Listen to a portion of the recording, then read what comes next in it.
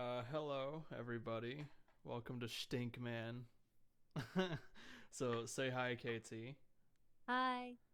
Right, so we're gonna play Minecraft. Do we have a realm?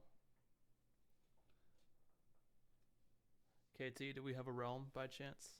No, No. I don't Um, have my laptop right now. It's at the doctor's. what are you playing on? I'm not playing anything. You're not playing anything? No? No, I'm just sitting on Discord. Oh, okay. Well, then, alright. If that's the case, let me go ahead and do this for you. You gonna share it? Yeah, so, I wish I had my freaking laptop. I got on to play today to play Sea of Thieves, and it had to go to the doctor. It wasn't working. Something oh, with River was saying that the hard drive didn't wasn't being picked up or connected or whatever, so I had to take it to Best Buy. oh yeah, that'll do it. Yeah. Okay, sorry about that. I know I'm sad. I've only had it for a few months.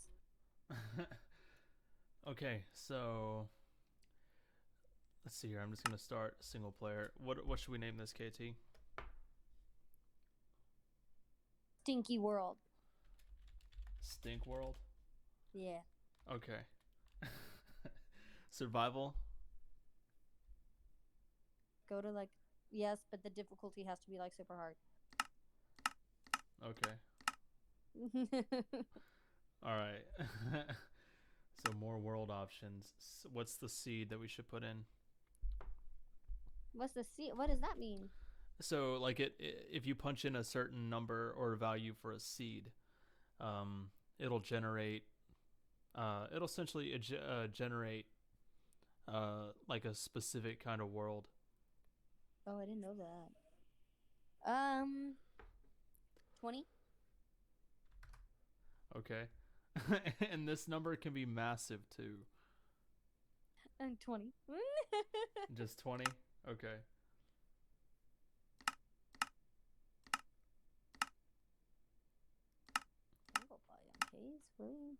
Floating islands. That sounds cool. I did not know. I'm so mad that I don't have my laptop right now. Yeah, dude. Yeah, get it.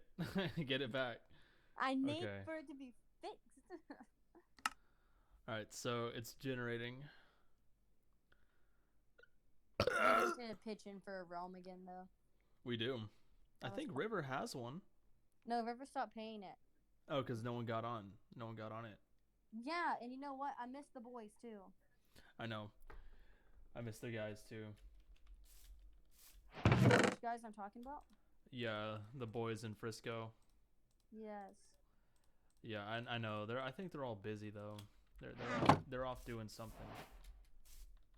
I've been meaning to text Corey. Corlos. Yeah.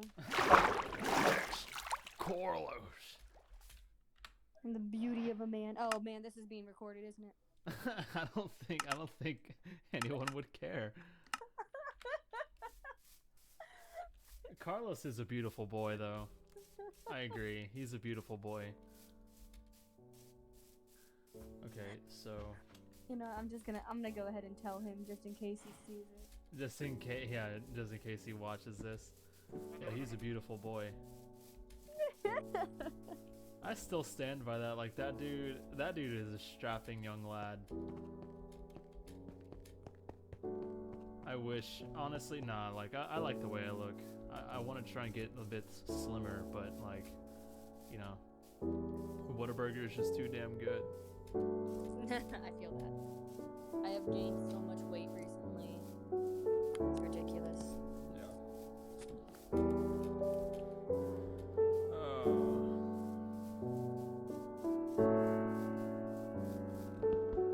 This game has such a phenomenal soundtrack to it. What does?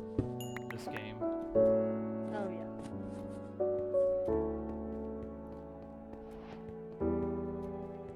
Such a phenomenal soundtrack that I'm gonna turn everything down because it's a little bit too loud. There we go. Hey Cole. Yeah, I'm glad I found a big old vein of it though, Yeah. because it's kind of a bitch trying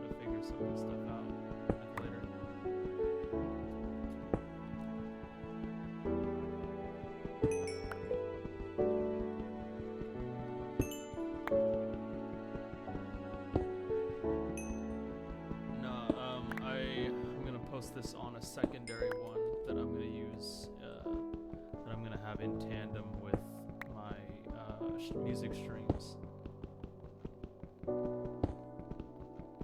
I'm gonna post this one in tandem with my music streaming stuff. Oh, okay. So Does Carlos watch this? Does Carlos watch this? I don't Yeah, think do you anyone tell really. No, I don't. I haven't really even sent my channel stuff to anybody. But if you want to watch it just for dead noise, I can link it to you. Okay. It's just a lot of like recording and audio engineering, like nerdy stuff.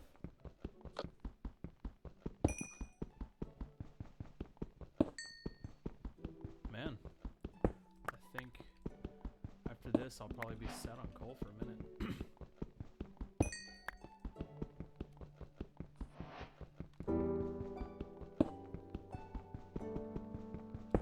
Yo, so have you heard about what's going on in Rockwall up here? No. We had a massive storm that came in today. Oh shit. Yeah, that was like a massive storm. It was so bad that we got a flash flood warning. Is that not normal for you?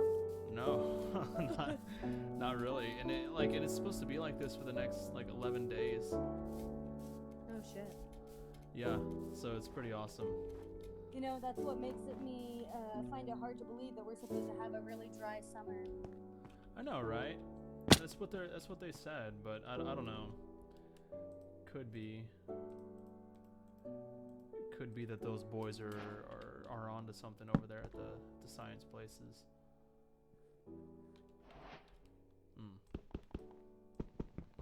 I feel like they're almost always wrong about like the summers though.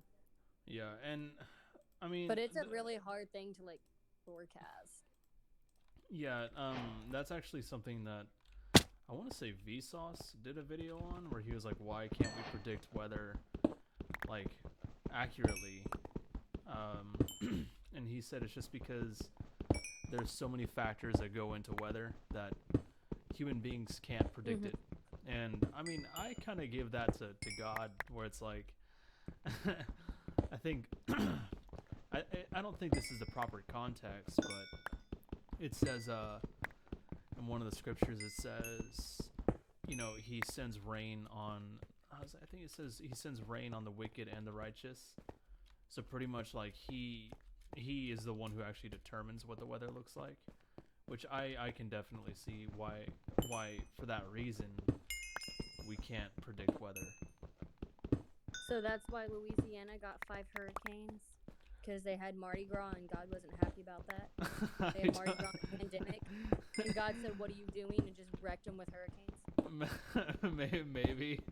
Maybe that's something that you would have to ask him about and be like, "Yo, Lord, what was going on here?" But even then, I don't think he'd really answer. He'd probably just be like, he'd probably just be like, "Well, you know, it's for me to know." He answered me twice in the last 2 months. Oh, really? Cool. Tell me about it. So that guy I told you about last night. Yeah. About 2 months ago, I don't know however long ago.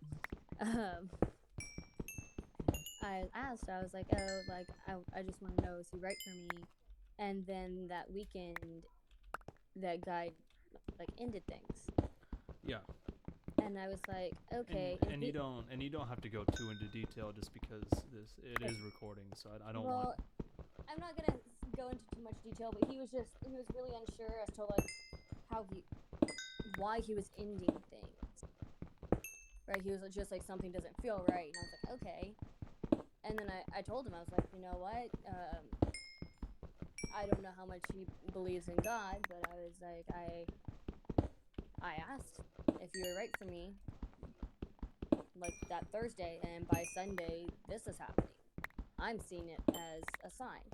Yeah. But I refused to listen to the sign. Well, yeah, and you know, sometimes with stuff like that, like he'll tell you just straight up, like, "Hey, this is how it is," and sometimes we just don't listen. But then I asked him again, and then I asked like a month later, so like this past week, I had asked again, and then what I told you last night is I found out what I told you last night, and I was like, so the way I took it is God was trying to gently lead me away. Yeah, and then I didn't listen, so then he made it a little more harsh and was like, all right, I was trying to save you, but here you go, get your heart broken. Yeah, and it's funny, like at Lake Point, Lake Point Church, Josh did a sermon on that today, where he was like, when God tells you to do something, it's not like he's trying to keep you from experiencing life. It's more like he sort of phrased it as, it's more of him saying like, hey, it's not that you shouldn't be eating the candy in the cupboard. It's more, don't drink the bleach under the. It's more like, don't drink the bleach under the cabinet. Is how he said it. I was like, yeah, that makes sense. I was like, yeah, I was like, I can get behind that, because that's just how it is sometimes. Like, you're like, no, I got it, Jesus, I got it, don't worry about it. And then, lo and behold, like a week later, you're like, no, you were right. He's done that to me with a couple of friends I had in the past, also. Yeah.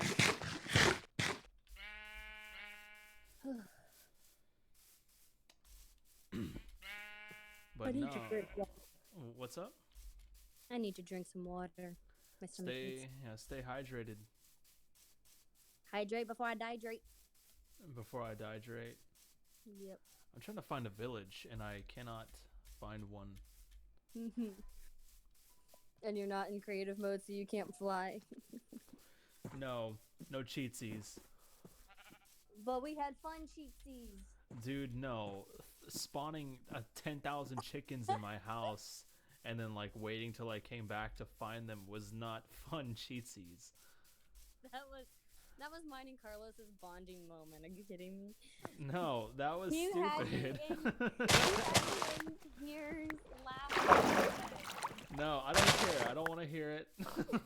I don't want to hear it, because that was stupid. I came back and there was 10,000 chickens sitting in my house, and I had to get rid of every single one of them. And to make matters worse, y'all planted pumpkins. No, I didn't plant pumpkins. That was Carla. I don't care. I don't care who did it. I don't care what it was or who did it, but all I know is that there was pumpkins everywhere, and it was not very cash money. It was very cash money. No, it wasn't cash money, Snoop Dogg. You can have your own opinion. No, my opinion is right. That was not cash money, no matter how much you say. Well, I think it was nice because it was a nice bonding moment. No. Yes. No, it wasn't. You should be happy because you wanted me and Carlos to talk to each other, and we were speaking to each other. Yeah, but like not in a way that's not in a way that sabotages my fun experience. You barely even got on anyway, first off. Maybe because I was preoccupied with life at that moment. Well, like Nicole and I had just started dating, like Are a little y'all bit. still together? Oh yeah, we're still doing really well, actually. Good. Yeah, we're still doing phenomenal. Share some of that good luck. Share some of the good luck. I got you. Let's see here. I think you said y'all wanted to come up here in January, right? Next week, yes. Because he's gonna wait till after I graduate, since I'm not graduating in August anymore. Oh yes, that is exactly what I needed. But yeah, that actually kind of pans out really well because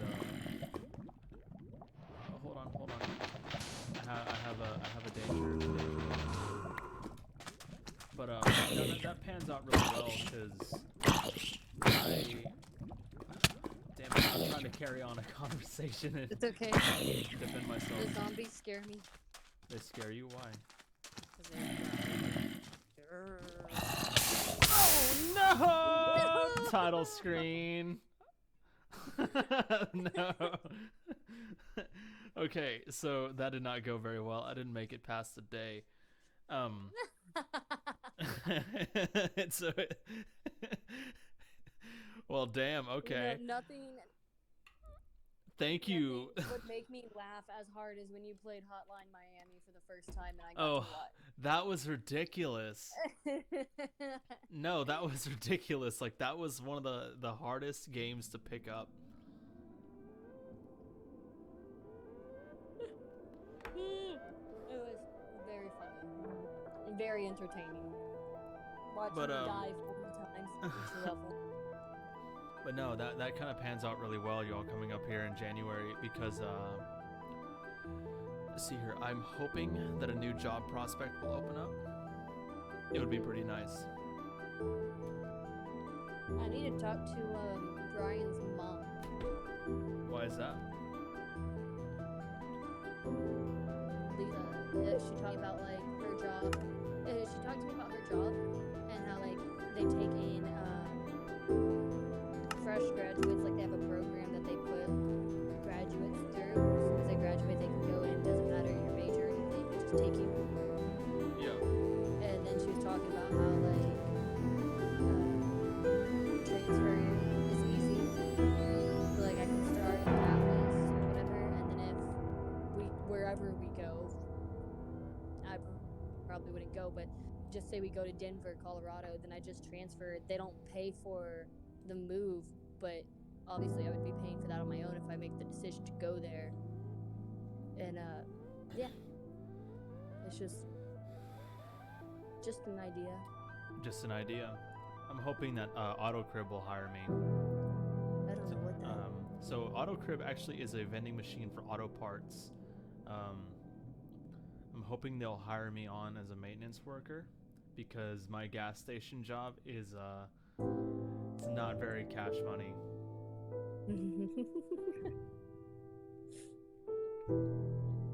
Alright, so I'm looking up some cool seeds. Should I do 2 villages? Coastal village, forest village, savannah and village. Mushrooms.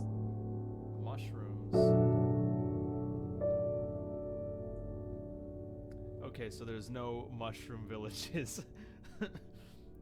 Boo. I know. I guess we'll go a little bit easy, call it cheap. Okay.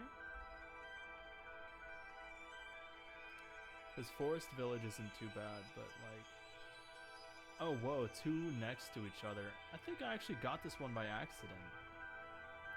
Because that one looks super familiar.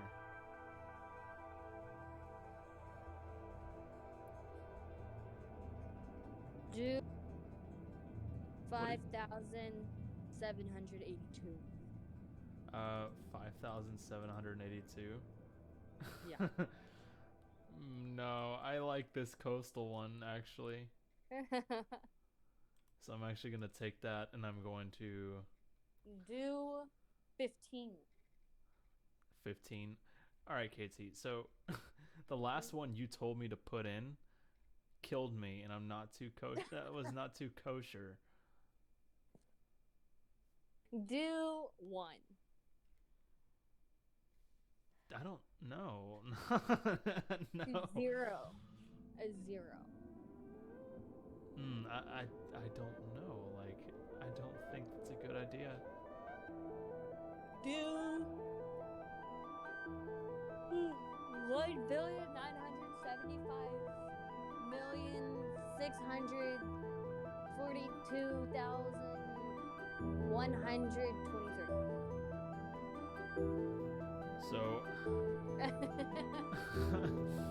So I hate to break it to you, but your boy's not gonna be doing any of that. Do 629 billion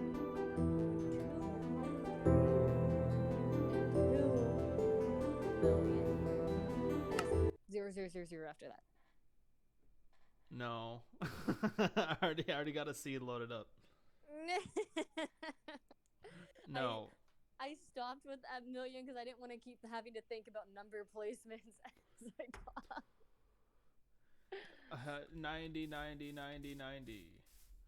Oh, That's wait. what you're doing? 90, 90, 90, 90? Yeah. That's a lot of trees. That would drive me crazy. Wait a second. Did I pick... Which one did I pick? No. No. No. Oh, wait.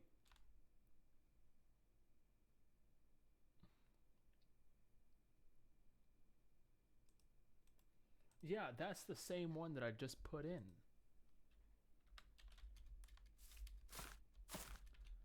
It's a jungle. Yeah, it is a jungle, but I don't know why it spawned me in a jungle. Unless the thing is, unless the village is around here somewhere. It could be. Go to the coast. You gotta find some water. Some water. You gotta find me a bit of water. Hit the beehive. No. No. I don't think that's a good idea. Yeah, last time I hit a beehive, I was a little boy. I was mowing the lawn, and I hit a beehive. I thought you were about to tell me you hit a beehive in Minecraft. No. I hit a beehive when I was mowing the lawn one day.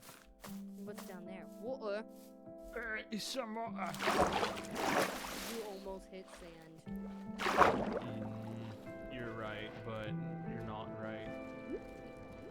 Boy. Oh. Go on.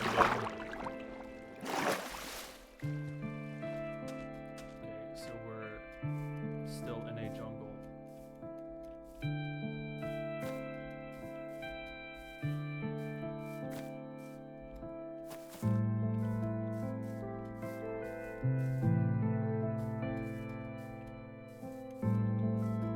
Oh no, that's not good.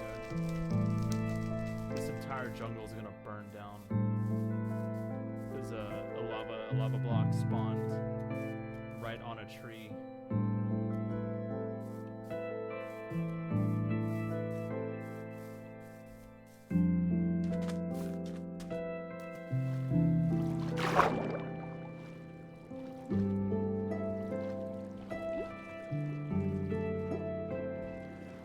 I may have to go back and edit all of this.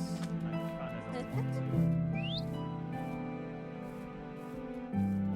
Yeah, it's gonna be kind of a pain because I used to do video editing for YouTube and stuff. It's a pain.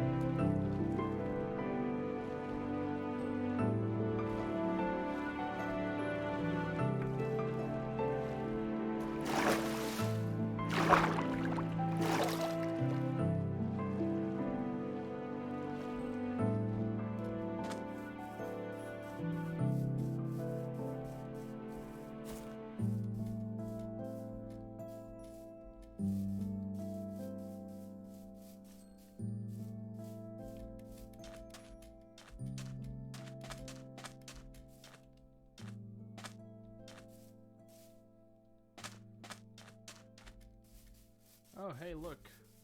A desert temple.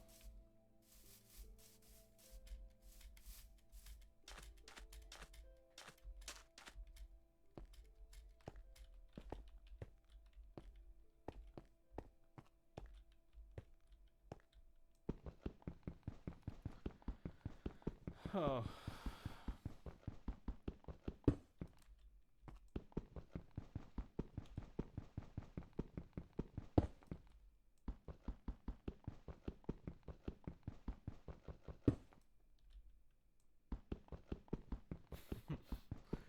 No, it's gonna be a pain in the ass.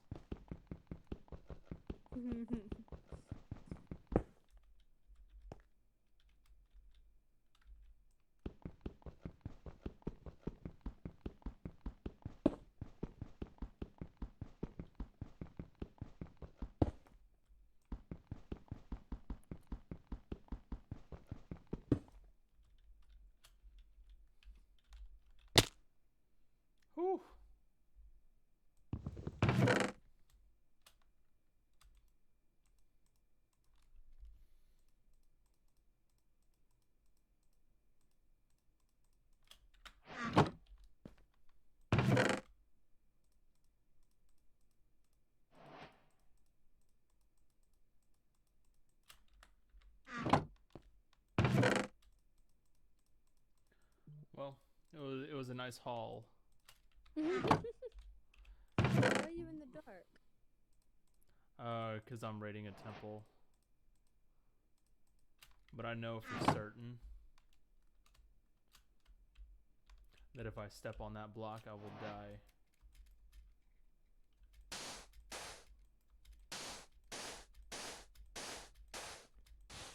Oh, I can see my phone's really dark, so I couldn't.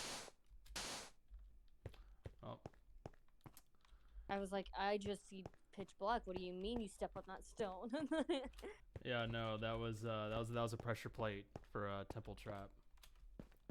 Cool, let me see it. No, I already closed it up. Well, let me see what it does, man. And now I gotta find my way out of here.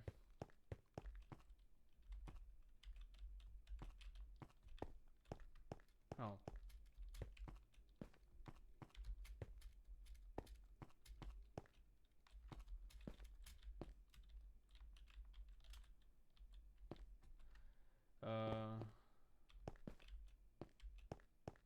Oh, yeah, same thing.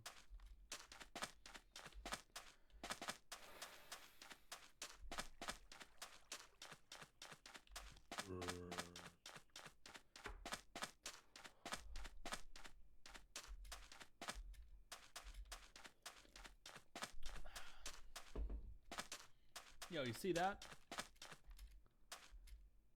There's a village here, ma'am.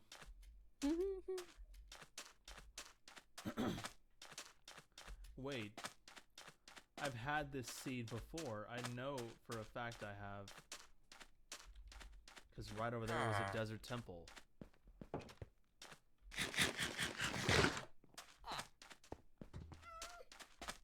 Yeah, I've had this seed in the past.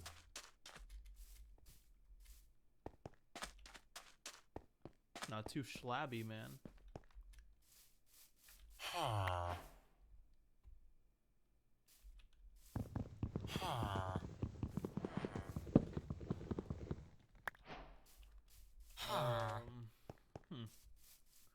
You can see that the villagers are healthily procreating. There's a young one.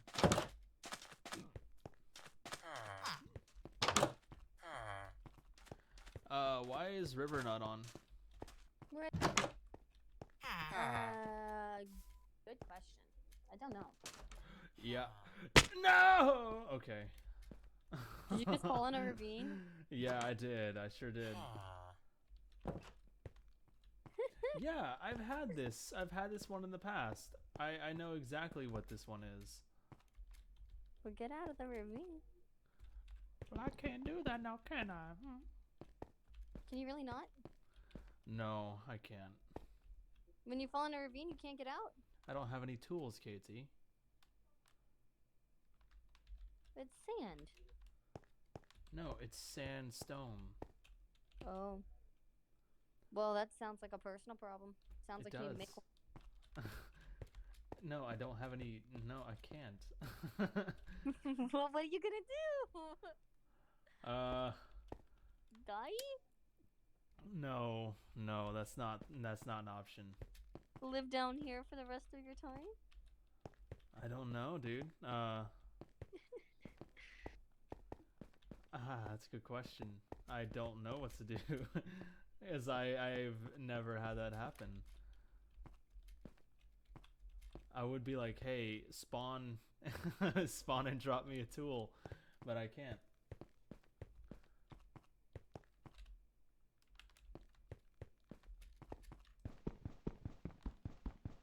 Please give me this at least once.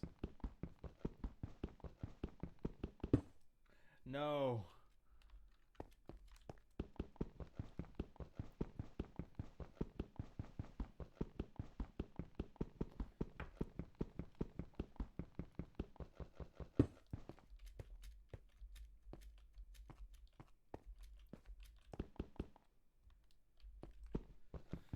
Okay, I have to think logically.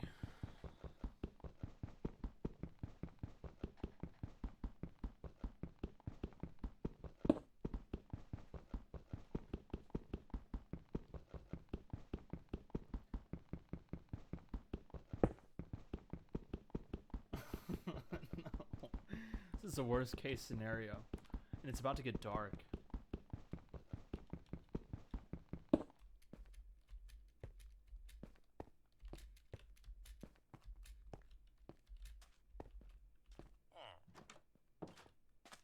Oh no.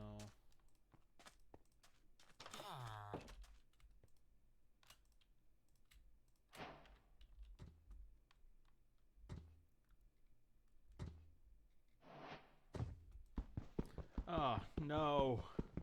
It's getting dark.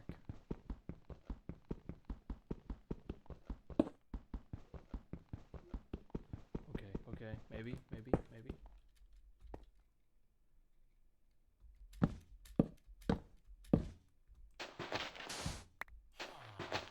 No!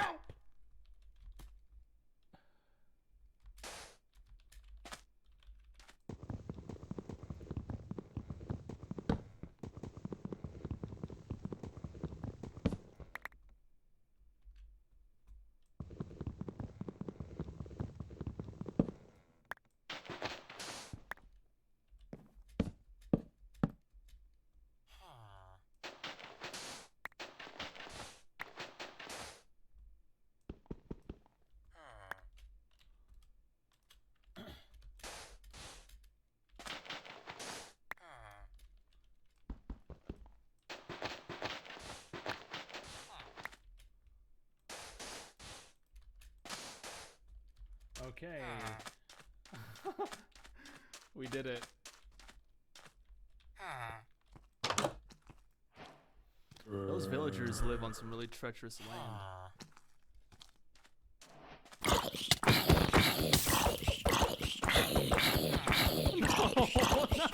No!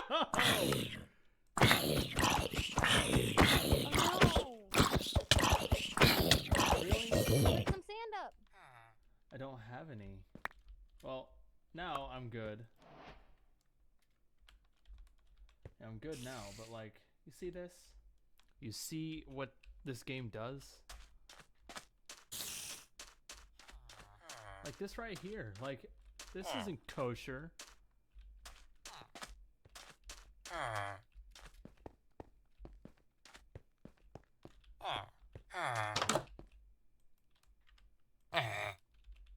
Oh, no, and they have a nitwit.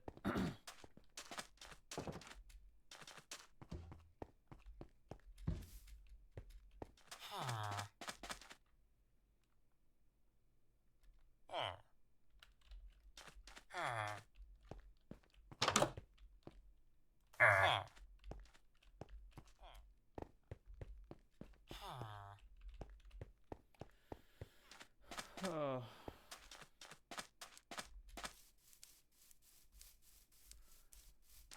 See, like, Jack built some amazing houses. Yeah. Jack and Carlos make really nice houses. I'm just kind of a smooth brain with building stuff like that.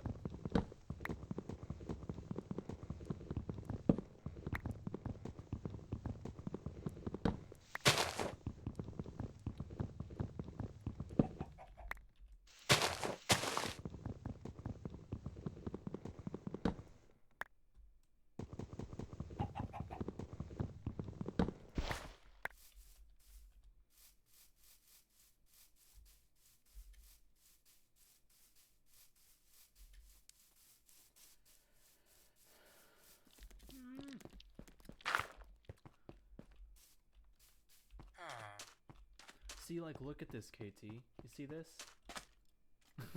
You see this? What happened? Look. Is that how you went in? No, I fell in over... Like, look, this isn't even logical.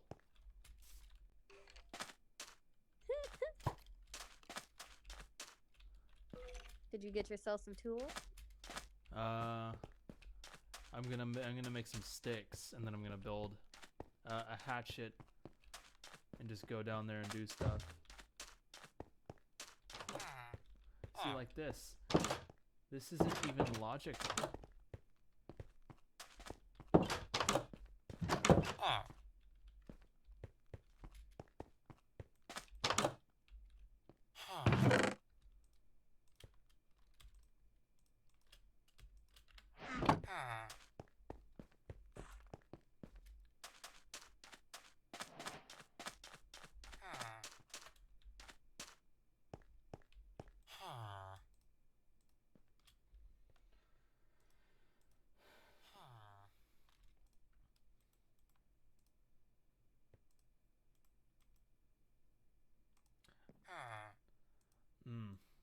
And me too, buddy.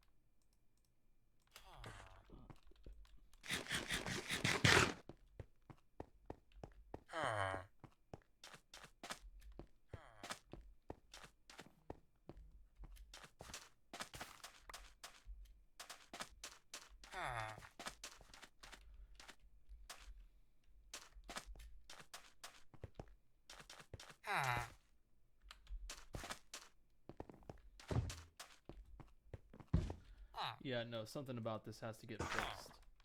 Because this right here...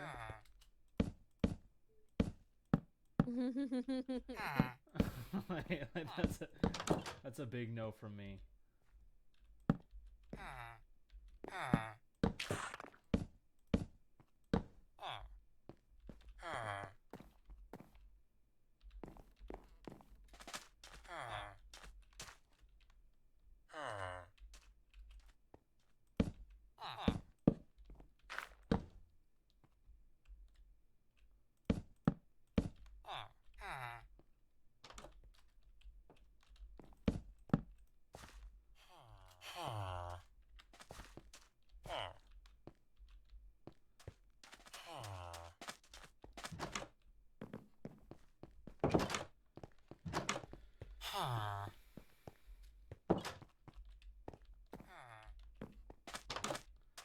Now I have to find my way down there without killing myself.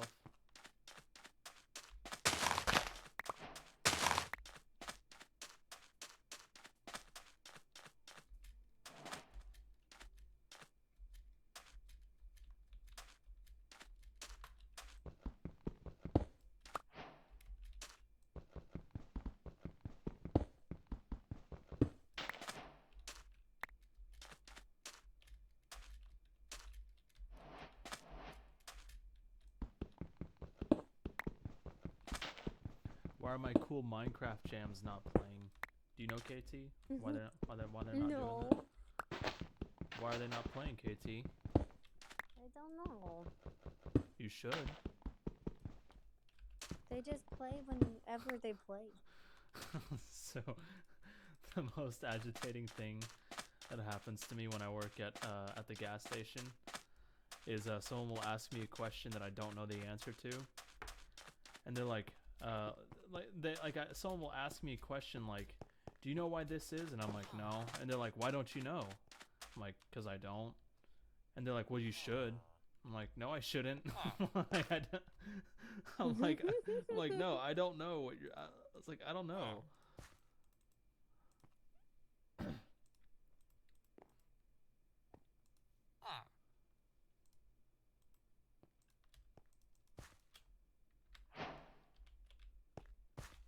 Hello? Hi. Okay. I thought it took you off speaker. I was like, how do you do that? Why does it... My phone keeps taking people off speaker. Yeah, no, it didn't do that. No. It did that to me and River this morning like 5,000 times. Oh yes, my lovely Minecraft jams are playing. Okay, no, they play when you're in the middle of the day. That's what it is. Oh, is that so? Like when the sun... I think it's when the sun is like fully up and it's starting to burn and everything. So that's when I would come out of my house. It's starting to burn everything. Yeah, that's when I would leave my house. So that's just your cue for when it's like tranquil. Yeah. It never went wrong. Before Carlos gave me a clock. He gave you a clock. See, I don't know, like... He gave me like 7. 7? I kept dying. Yeah, no, I would give you clocks. I would give you a clock too if that happened, if that kept happening. I think it was Carlos that was on when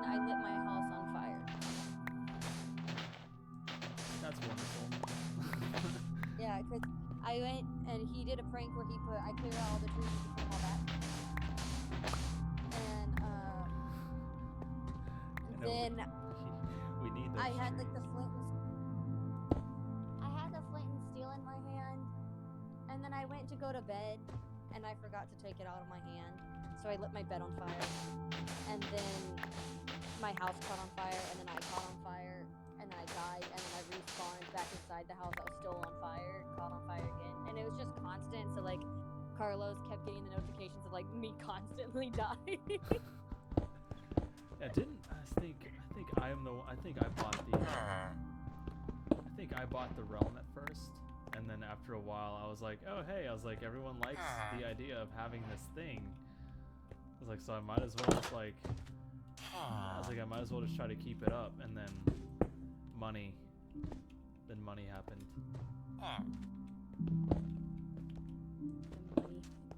And then money happened.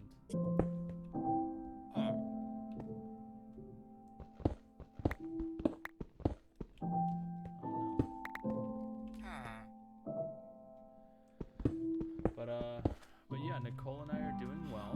So if you want to know the secret, to our healthy relationship, I would say find a nice church guy, a nice Christian boy, because it helps when you have two people who think the same, and not to create like a really weird echo chamber where it's like, oh, we all think the same, we all act the same. No, that's not what I'm saying. Like, have your differences in opinion, but when you're able to relate on like crucial things, like y'all make the conscious effort for, like, you know, no sex before marriage, and obviously human beings are going to sin, and that's what human beings do, but you know, when you have the common ground of, you know, when you have the common ground of beliefs, right? Like, you both can pray into the same God, you know, you both can sort of have those things. It makes it much easier, because then you don't really have to worry about, you know, if I have my own belief about something, is he gonna have like a negative reaction to it? Just stuff like that tends to make relationships much easier.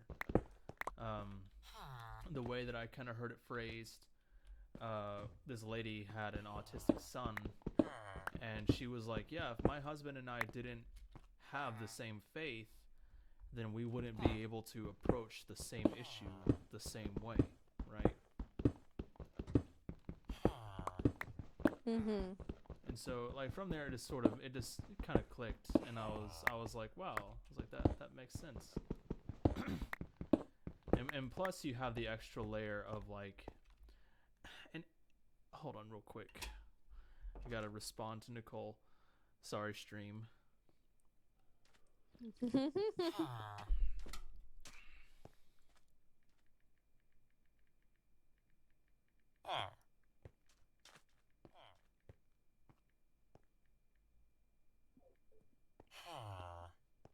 There we go.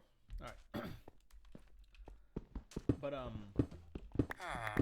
it also, like, and the word intimacy kind of gets thrown around in a weird way, because people are like, oh, intimacy means, like, you know, bedroom stuff. But no, like, intimacy is just a close relationship with someone. I found that when y'all both have the same belief about stuff, it adds an extra layer of intimacy that you don't see people typically have. Because, like, Nicole and I will just, like, send each other verses throughout the day, and we're like, oh yeah, like, I read this thing, and, like, it kind of hit me a certain way, and it adds a level of like purity, because then you're like, oh yeah, like, that definitely is like a good verse to sort of think about, you know, throughout the day. And so Nicole goes, oh, my little streamer. So that, it's not cringe, but it makes me feel geeky.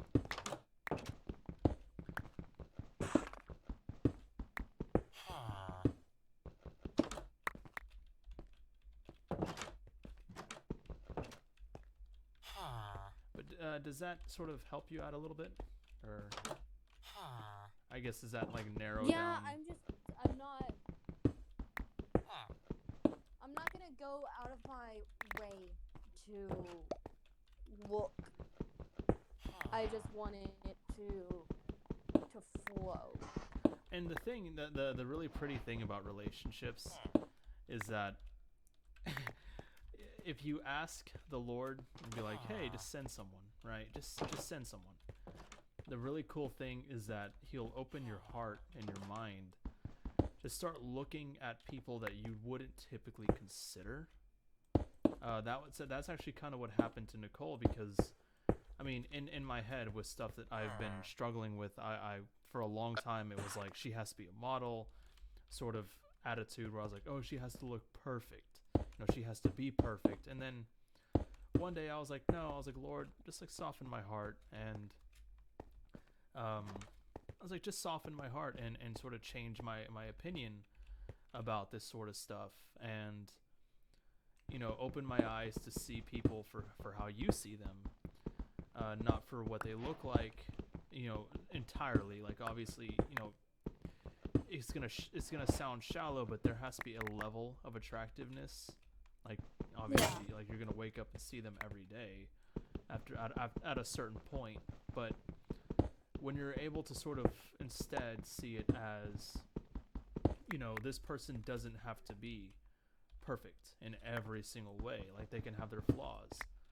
Like it opened up my eyes, and like Nicole is not the most slim or athletic, but her heart is immaculate in my opinion, and I think that's what makes our relationship that much better, because we don't look at each other and think, oh, this person, or I don't look at Nicole and think, oh, she looks a certain way. It's not what I wanted. Yeah. Gotta find a smelter, and of course, don't rush. But He'll put people in your path that He'll be like, yeah, this person is good. Like they have my approval. It would be a good choice. As I would kind of believe. Yeah.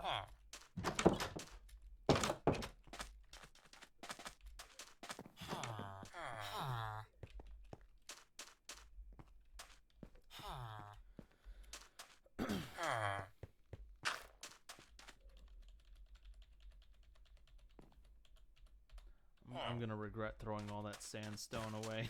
I can already feel it. But yeah, that's I guess advice from me, at least.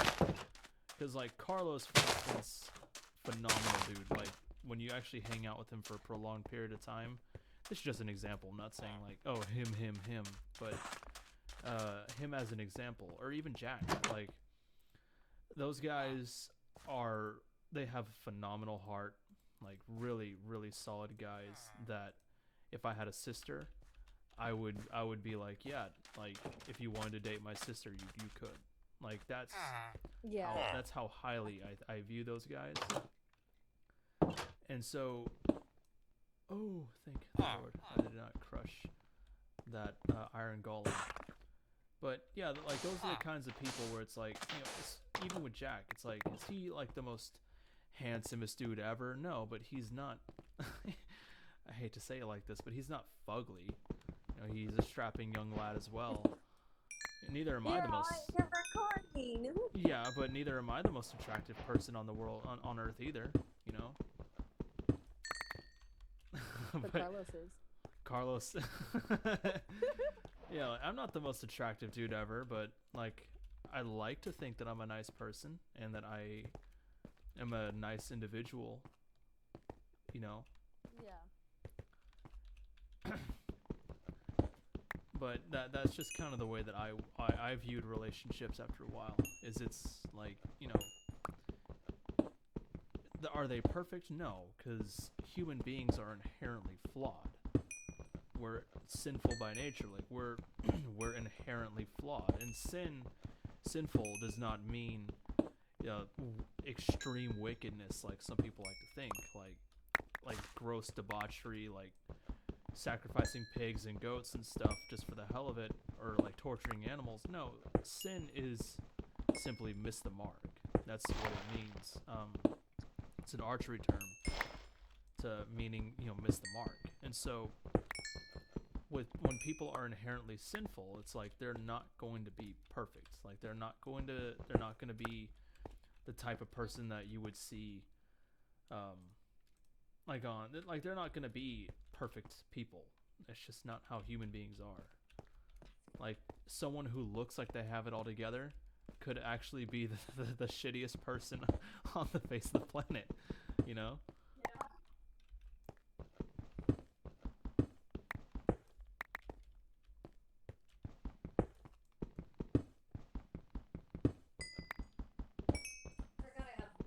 Work tomorrow. What I've got time? tomorrow Monday. What time? I think I go in at 8 in the morning, and then I get off for like most of the day, and then I go back in at 5. Oh wow.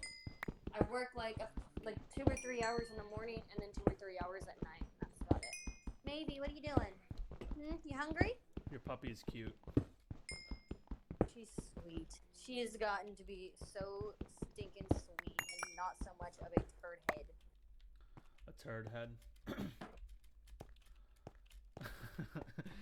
You're like, Carlos is a perfect, beautiful man. I'm like, you're right. That dude is awesome. I love Carlos. I mean, if you want me to be honest, but when I first saw him on your Snapchat story, then yeah.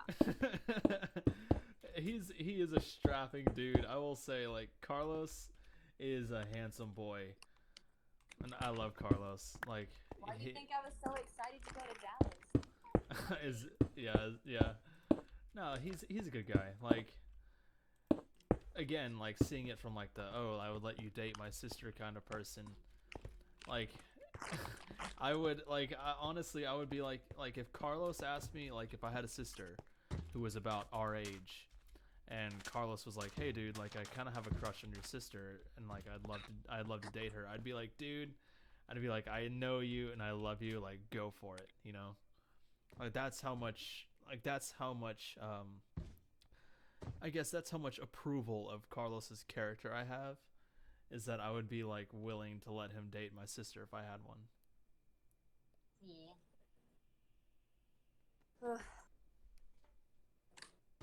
Life.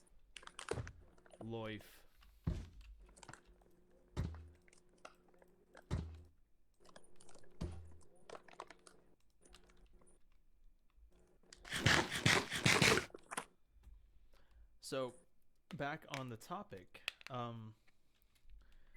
when you see things, like I like to ask,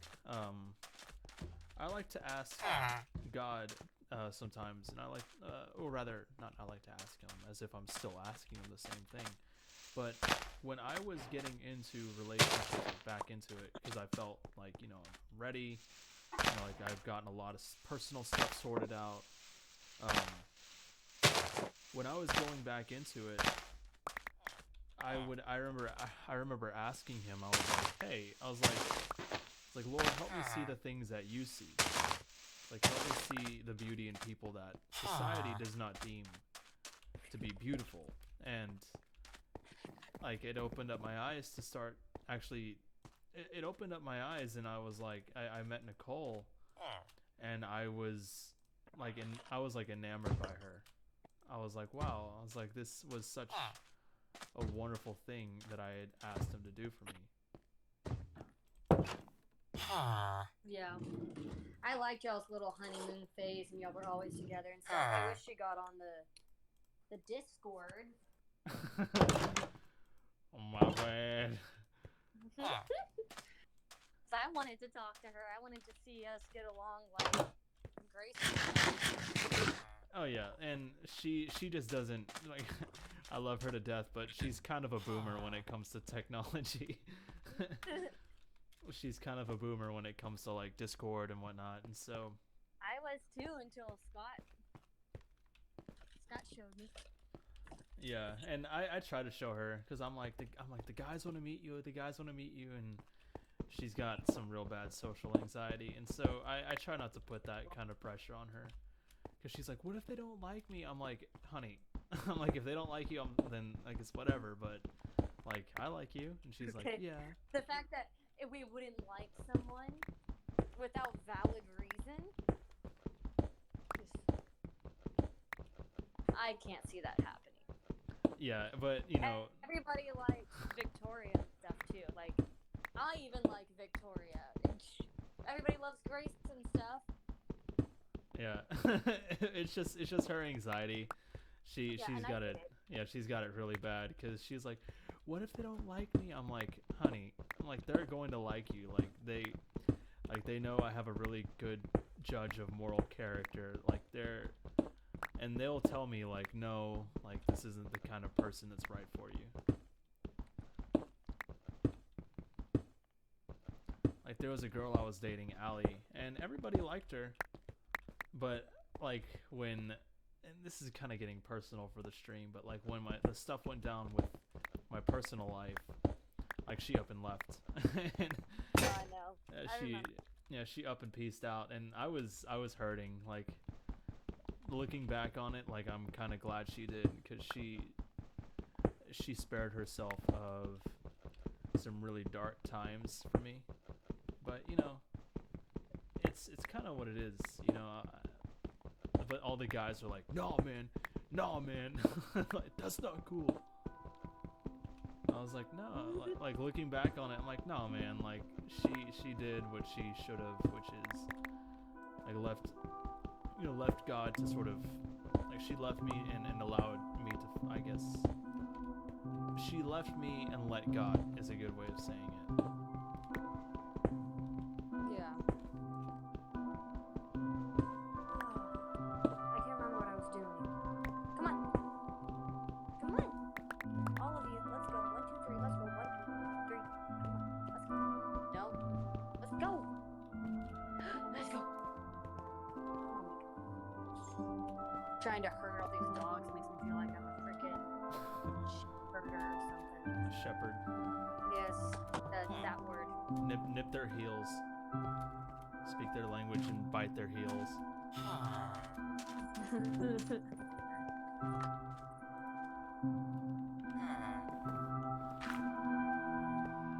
I would look at.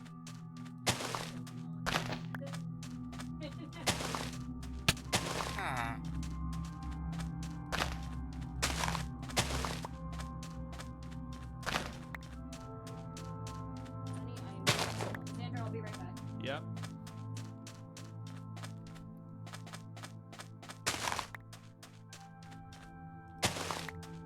But no, for you guys in the stream, like that's, I would say that's a pretty good start if you ever want to get into dating, I guess.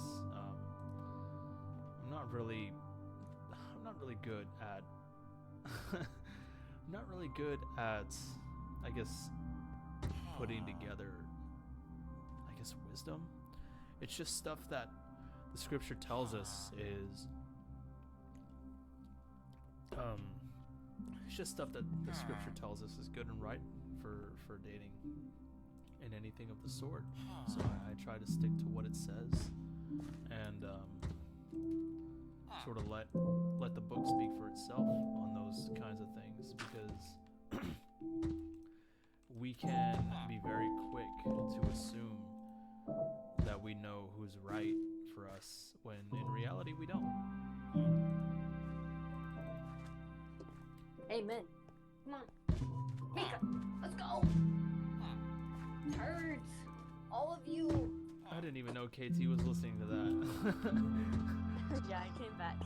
Come on, Well, baby.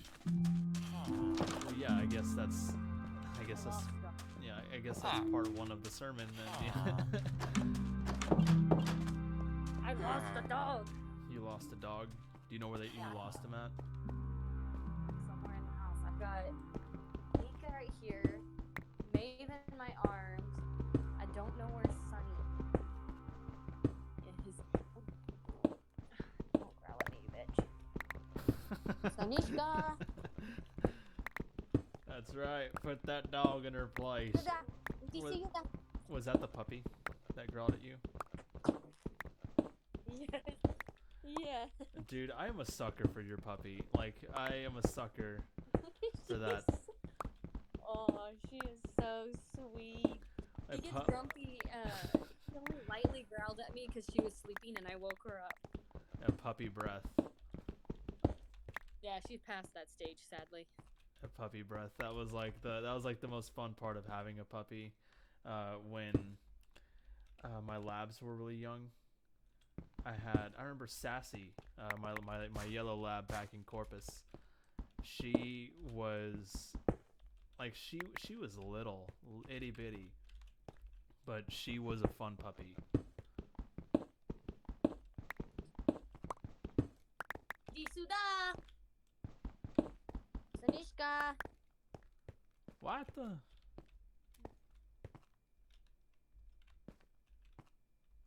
I'm speaking Russian because she is taught in Russian. Oh, really? Yeah. She was taught Russian? Yeah, I was Russian. You know, we tried doing that with Jasmine, with Spanish, because my German Shepherd, we had bought her when my dad was dating a Mexican woman, and when I say that word, I mean like, literally, like she was like Mexican. Like my family is Mexican, but she was like next level Mexican. Like I barely spoke any English, and I'm not trying to be offensive, but like she could speak English. She worked as a waitress in a Mexican restaurant, the whole shebang. She was such a nice lady, but you know, my dad is my dad. Yeah. Oy. Well, Sandy. You going to bed? Yeah, since I have work in the mornings. Alright. I'm probably going to stay in Discord in case anyone else shows up. Okay, well, hopefully someone does. If not, it's all good. Alright. Alright, see ya. Adios.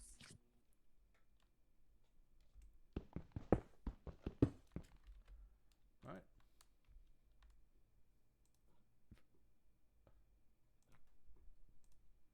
Okay. But yeah, that's something that I felt that's something that I feel would probably help someone who is looking for relationships, especially if you're a Christian.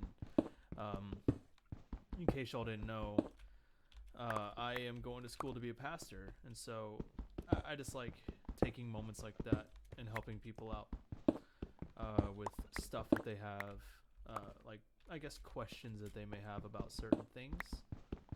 And I mean, and truth be told,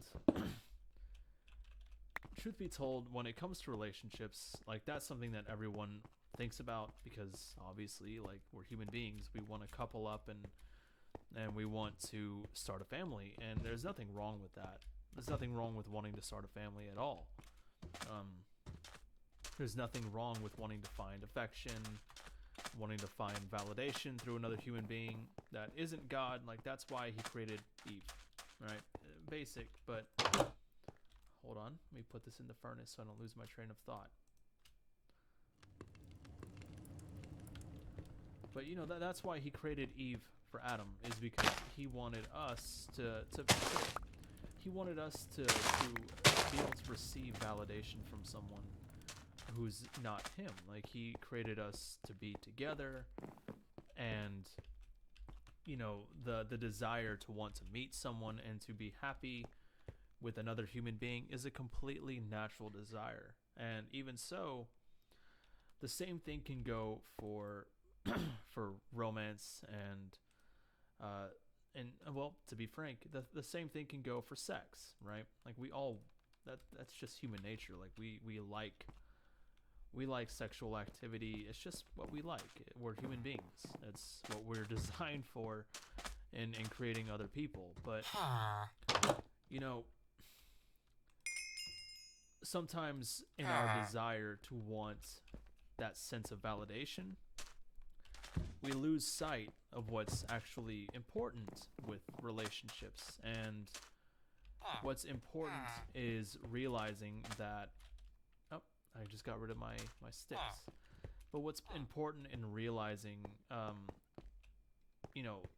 what's important in relationships is realizing that we need to make sure that we are equally yoked. And equally yoked is something, it's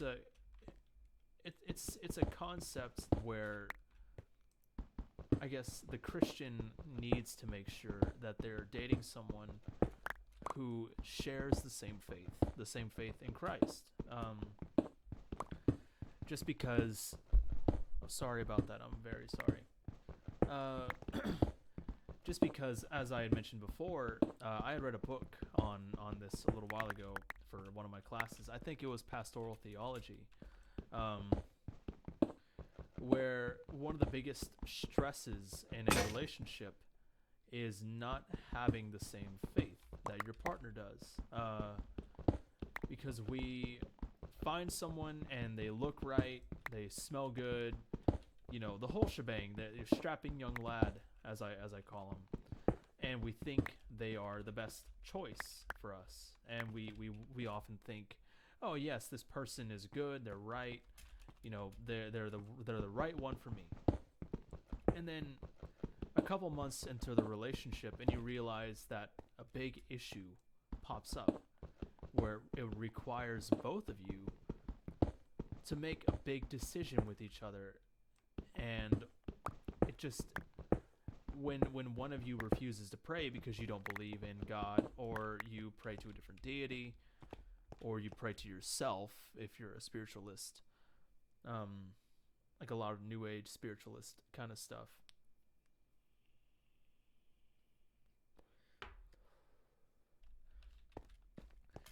you sort of find that it puts a really intense stress on you and your partner, because, well, you want the same God to recognize your same need. And when one of you doesn't, I guess when either one of you does not share the same faith in Christ as each other, it makes those big decisions a lot more stressful. And imagine it like the unequally yoked, not really parable, but the unequally yoked, I think it's the Psalm? No, not Psalm. Because Psalms are poems. Proverb. So when two oxen are equally yoked, they're both equal. They're both equal in strength, and they're both heading in the same direction. But if you have one that's not as equal, it's weaker. You have one oxen that's pulling, and this one's kind of holding it back, so they're not really going as efficiently as they could. And then you have another kind of unequally yoked ox, in which one has its own ideas and the other has its own, and they start trying to pull in different directions, and no real work is done through that, and it creates, well, a stressful situation. So I think that is some good wisdom that we all need to kind of pay attention to, because those kinds of things are not small in the eyes of God. And in my discussion with KT here, I kind of mentioned that I asked the Lord to show me the beauty in another human being outside of what our preconceived notions would be about beauty and about attractiveness, because too often society tells us that we need to have the best and the brightest, that we need to have the person who's the most handsome, the most charming, the prettiest, the most attractive person that we can find, and that anything less is just not good enough. When in reality, no one, at least no one is going to be perfect. No one is going to have everything together. No one is going to have everything right about them, quote unquote, everyone is going to have a sin. Everyone is going to have an imperfection.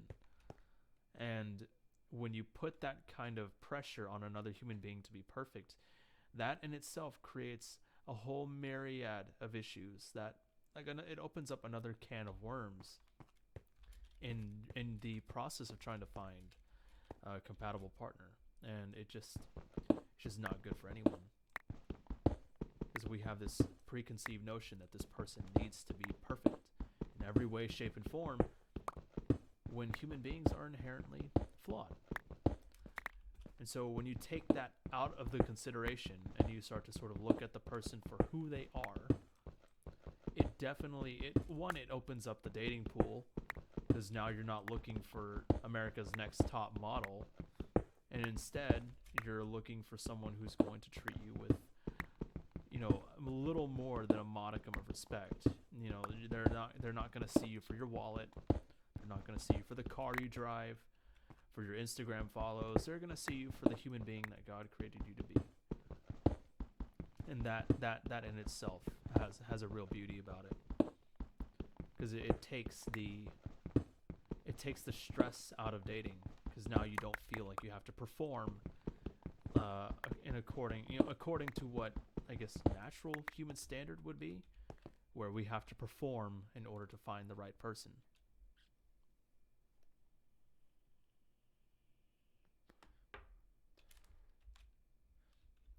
Because you hear it said, where you kind of hear it said, and this is kind of puppeted by a lot of people who are not, Christians, or who are atheists. You kind of hear it said that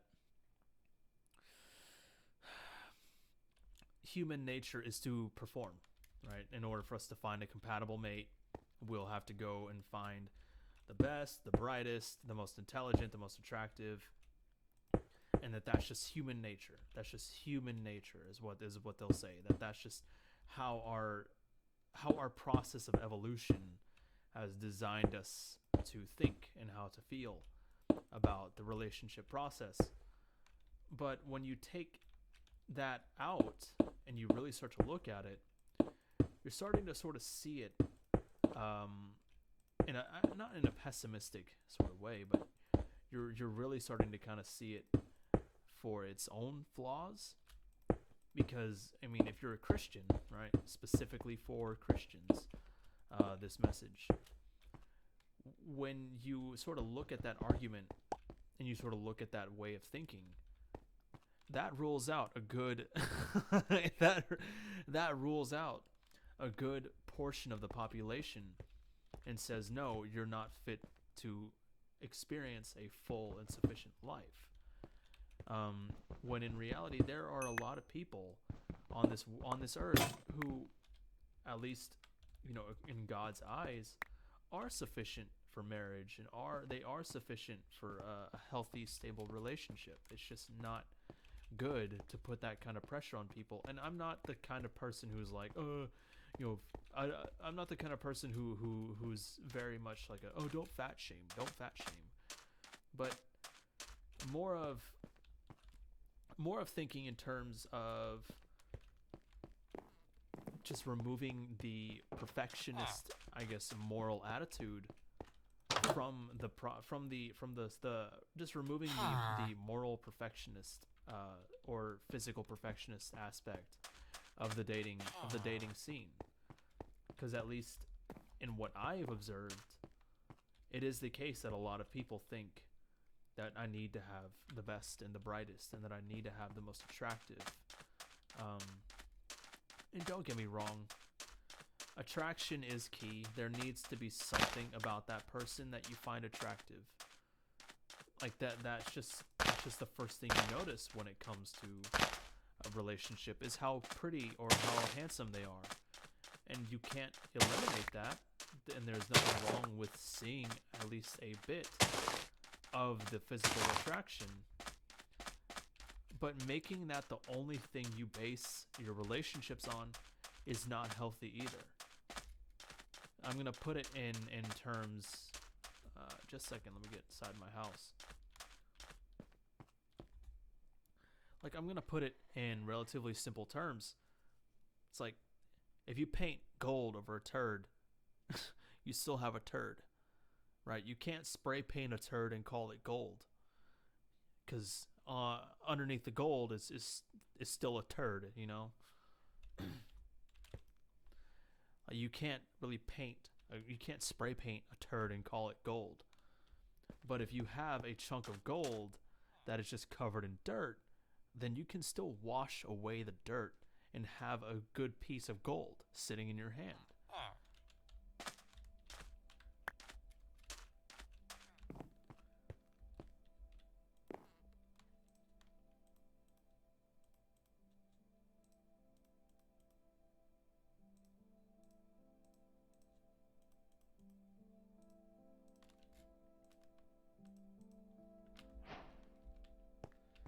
I guess I should probably start on building at least a chest, just to put my stuff in.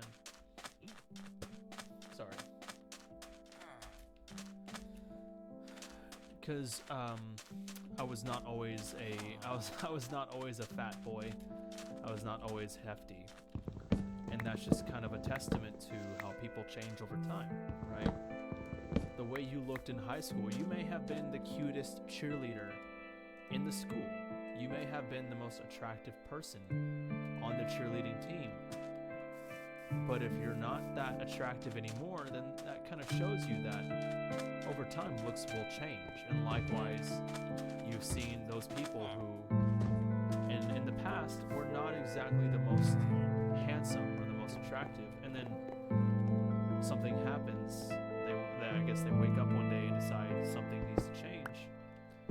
Next thing you know, they are, you know, just a second, I need to put this thought together. And I need to play this game real quick.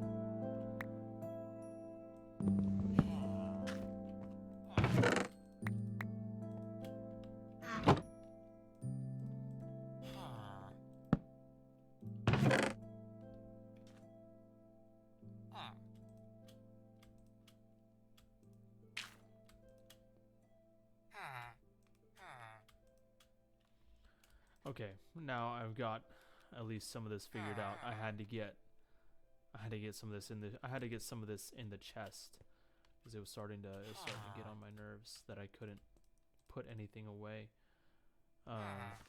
That I couldn't carry anything, rather.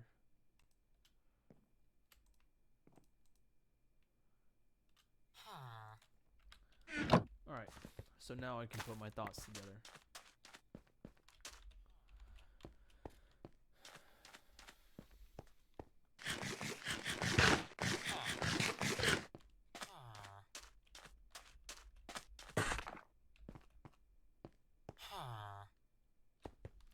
But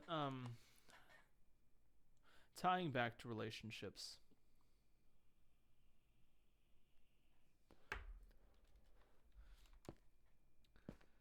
when you're able to put aside things that human beings see, it really starts to change your perspective about how you view dating as a whole. This sort of ties back into the attractiveness factor and what the person looks like. It all ties back into this, where when you sort of take out what society deems as good and right inside of a person. Like they have to have some clout. They gotta they gotta drive a nice car and have a nice sound system. It really sort of takes away from the substance of the person themselves, and you stop seeing them for you stop seeing them for this celebrity that they've built themselves out to be, and you really start to see into the character themselves. And albeit not everyone views relationships this way, but it is kind of a common thing to see people view relationships in that light, where everything has to look a certain way, and everyone has to look a certain way. Everyone has to have this certain demeanor about them, and they all have to listen to this kind of music. They all have to have this attitude about life. Not saying everyone sees life this way, but I'm not saying that everyone is this way either. But it is a prevailing attitude in society that we have to paint ourselves out to be this individual that we're not actually supposed to be. And the celebrity, and I guess the cult of celebrityism, if that is a word, this whole cult of celebrity really sort of creates this identity inside of us. It creates this dysfunction inside of us, where if we don't have all the likes and we don't have all the shares, then we sort of view ourselves as less than. And it's completely antithetical to human nature in a good sense, not in the evolutionary biological sense that atheists throw around, but human nature as God intended it to be, where human beings were not made to be this celebrity character. You know, of course, a bit of notoriety. Of course, a little bit of notoriety isn't painful. Like it's not gonna inflate your head if you're known for something good or something cool.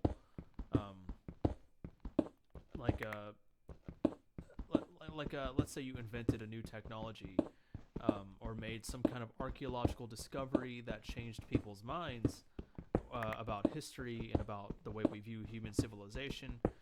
Like, that kind of celebrity isn't horrible. Like, it's not going to kill you. But when you sort of build your identity on likes and shares and follows, and make your life out to be this, I guess, this chasing after celebrity game that a lot of people play nowadays, it sort of breaks your ability to live a normal life. Because now instead of just trying to build yourself a nice, modest little lifestyle for you and your family, or just for yourself, or maybe just you and a spouse, whatever, you're now chasing after likes and shares and subscribes, and it's just not good. It's just not good for your brain. Because then you end up like Bad Bobby, whatever her name is, Bad Baby. I don't know. Or you end up like those Instagram teenagers whose entire identity is just built on chasing clout.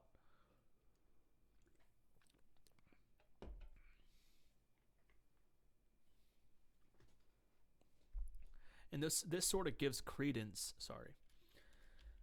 This sort of gives credence to the. There we go. I'm gonna turn y'all up a little bit so that I don't have to lean over. This sort of gives credence to the idea of sin,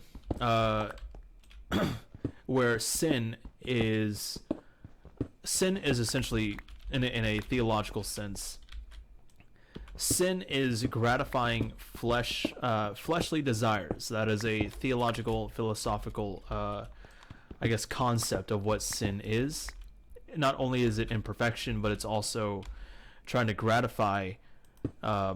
It's also just pretty much trying to gratify desires that are not, fulfilling to your spirit, and are more fulfilling to It's pretty much like you're trying to gratify your flesh. You're trying to get instant gratification.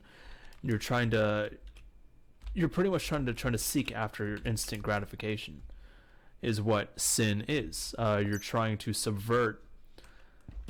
You're trying to subvert. You're trying to subvert delayed gratification, and you're trying to just get everything you want now, right? If you want, like for instance, with sex, you build this attitude of, if I want sex, I'll have it now. I'll have it now. Nothing's going to change. Nothing's going to change your opinion about wanting sex now. That's an example of. That's kind of an example of what sin does to the human mind. Is it makes you think. Hold on, I'm trying to get this figured out. I might just be rambling too.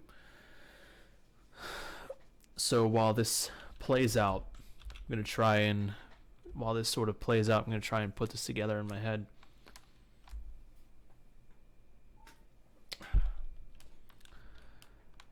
So it's what a lot of people in Christian circles in Christian circles it's what we refer to as cycle of sin. It's what we would refer to as the cycle of sin, where the flesh, in other words, your physical desires, things that are not, I guess, spiritually good, your sinful desires are never satisfied, right? That's why addiction is such a prevalent thing in society nowadays, is because people want stuff that gratifies and makes them feel good, even if it's not good for them as a person, for them as a human being. And so when we worship celebrity and we worship the idea of becoming famous, it kind of messes with our brains to where we think that we have to be famous. We think we have to have all this clout, all this fame, all this stuff that the human body doesn't need, because by the end of it, in your desire to chase clout, you're humiliating yourself. You're painting yourself out to be this person that you're not actually. That you're trying to paint yourself out to be this person that you aren't actually. This person that you're not actually supposed to be. Like you're just painting yourself out to be this person that doesn't actually look like the real you. And this isn't me trying to be philosophical and deep, because I think that trying to be philosophical ends up making you sound stupid. But the notion is still there where, gotta dodge the creeper on my way out. Alright. So that we don't die. Yeah, like I'm not trying to be like philosophical, or I'm not trying to be deep, because that's all foolishness. It's just someone hitting a loud gong, like they're just talking. I'm just speaking what I'm just trying to speak the biblical view on stuff like relationships and celebrityism and what we expect out of other people. And in the process of doing so, it sort of covers a multitude of things where, again, people have this opinion of what a successful person looks like nowadays. And it's just not healthy. Like, we're creating a society that demands that you have everything together, at least on the surface. Even if on the inside you're a shallow, vapid, horrible person, at least you got some clout, you know? And it sounds ridiculous, but that's what a lot of people view as success in this modern day and age. And it's kind of sad. It's kind of saddening. Because at least in this modern age, everyone has to have this quirkiness. Everyone has to have this thing that makes them special. And in reality, yes, everyone has a thing that makes them special, that makes them who they are. But creating this identity of, I guess, creating this identity where everyone has to feel special, everyone has to have a quirkiness about them, it ends up creating the byproduct is that people start to think that they are owed something because they're a unique individual, when no one is really that unique. You have your personally unique things about you, like for instance, I'm a pastor that likes metal. Like I write progressive metal music on my other channel.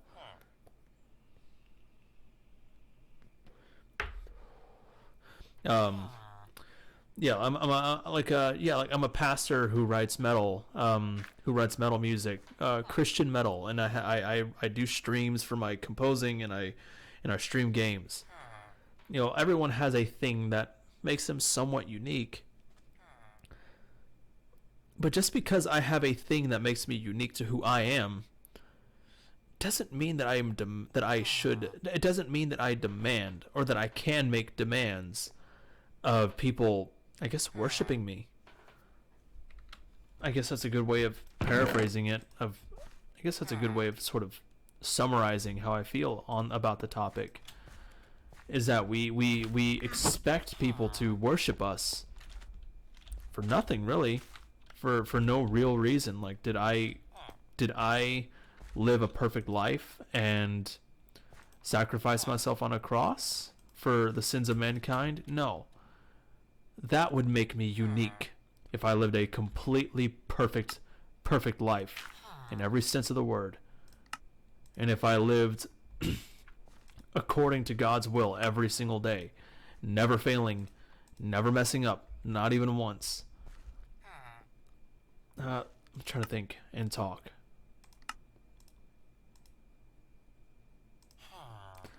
Guess I'll just make another torch.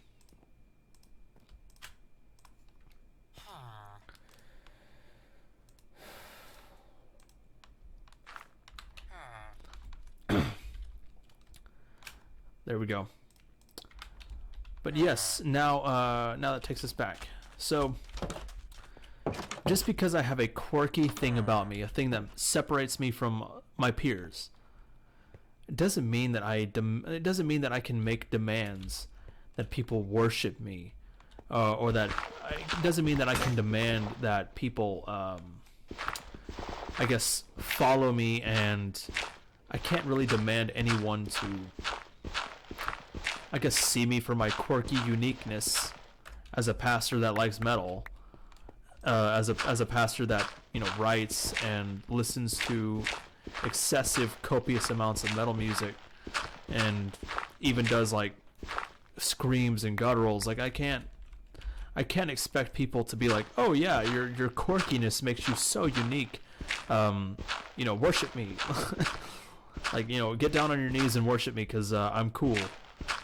I've built this persona that I'm a pastor that likes metal. No. I'm sure there are plenty of other pastors out there. I'm actually friends with several pastors who like metal music, and we were all writing we were all writing stuff together at one point. I'm not alone in I'm not alone in that. Just because you're cute, just because you make quirky TikToks, doesn't mean that you're a unique individual. It just means that you're good at making TikToks. It doesn't mean anything aside from how to dance to a teen's music. I guess that sounds boomerish of me, but it's just the best way I could simplify it. So if we get out of this, if we were to take ourselves out of this, I guess, mindset where everything we do has to be worshipped, everything we do has to be, I guess, viewed as this unique, special thing only for us, it really begins to sort of change your attitude about life in general, right? That's why I got rid of social media, because at the end of the day, hold on. Gotta wet my mouth. It's like at the beginning of each day, I would open up Instagram, and I would see all these musicians that I follow who are living these phenomenal, gifted lives where they're just putting together tracks and releasing albums and going on tour and experiencing all these things that I want to experience in my musical tenure. And, you know, I'm sitting here thinking, why don't I have that? You know, I write music. I'm a pastor who likes metal. And it put me in this rut of like, why can't I live what they're living? Why can't I have what they have? And it just wasn't healthy for my brain. And after a while, I had to stop and say, no, God did not determine that I go down that path, or else he would have paved the way already for me to go down that path. Is that a complete and total signing off, that that's just the end of it? That's the end all be all? No, it's not. There it is, F3. That's not the end all be all, right? Like, man, my back is starting to hurt. But that's not the end all be all of the situation. Like, God isn't saying to you, you'll never have an experience like that, or that you'll never have anything similar to that. Rather, he's just saying it's not intended for you right now, if at all. And even so, who would you be to doubt his decision to say, no, that's not the life that I want for you? Who would you be to say, well, God, I know more, I know better than you? You can't do that. Like, you can't claim that you know God, that you know more than him, or that you demand, or that you can make demands of him to that extent, because you can't. You aren't owed anything. And I have some real bad tinnitus right now.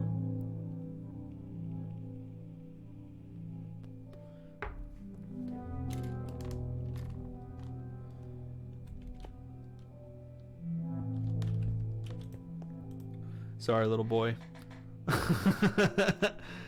Shoved him off his bed. Yeah, he can say what he wants to me. I don't care. But again, that sort of ties back into the idea of, you know, again, we're gonna actually, rather, I keep saying that, but continuing on that train of thought, like, we're not in a position to make demands from God to expect him to give us everything we want. And I had to learn that the hard way, because I really would love the experience to be able to go out, tour in a bus with a band, living this really cool lifestyle of just living this really unique lifestyle of being able to play music and talk to fans and just preach the gospel to them and just have experiences like that. It's cool, and I love the idea of that. But even if by the end of my life, if I never get the opportunity to live through that, who would I be to question what God has in mind for me? Because for all I know, if I hypothetically if I forced the hand of God and just sort of built my own kingdom on that and just acted on that desire, what if I didn't like it? What if it turns out that oh man, that tinnitus is really bad. What if it turns out that you hit 100,000 follows on Insta, and you just nothing changes? What can you say? Oh yeah, I have followers on Instagram. I've never even met them. Oh well, do they support you on? Do they financially support you to keep making TikToks? No. What was the point of even having? What's the point of even having that kind of following if it doesn't actually do anything for you? And then you have the extra layer of stress where you have to make sure that this image that you've built of yourself stays consistent over time. Um, PewDiePie, interestingly enough, kind of covered that when he was watching Jake Paul, I think, get crucified by media for videotaping a dead body in the suicide forest. Because Jake Paul pretty much said he was like, yeah, you know, you build this persona of who you are, and people all of a sudden expect you to uphold that persona forever. Like, you can't deviate from this personality that you've made yourself out to be. And in the process of doing so, he destroyed his own reputation and is now known as the guy, the vlogger, who videotaped a dead body and laughed. I doubt he actually felt that way. I doubt that he actually felt... I doubt that he actually found it as humorous as that little vlog made it out to be. I'm sure he was probably like really traumatized at the fact that he just found a dead body, like I would be. Then again, I can't assume motive. I can't assume any of that. But even so, like, from the horse's own mouth, he was like, yeah, no, this is the kind of person that my fans expect me to be. This is the kind of individual that I've painted myself out to be. And if I deviate from that, then I lose who I am in the eyes of other people. And so you don't want that for yourself, because what if one day you have all these social media followers and you just decide, you know what, enough is enough. I'm sick of trying to be someone that I'm not. And you change your whole persona. Go back to being who you are, who God made you to be. Now all of a sudden, everyone despises you.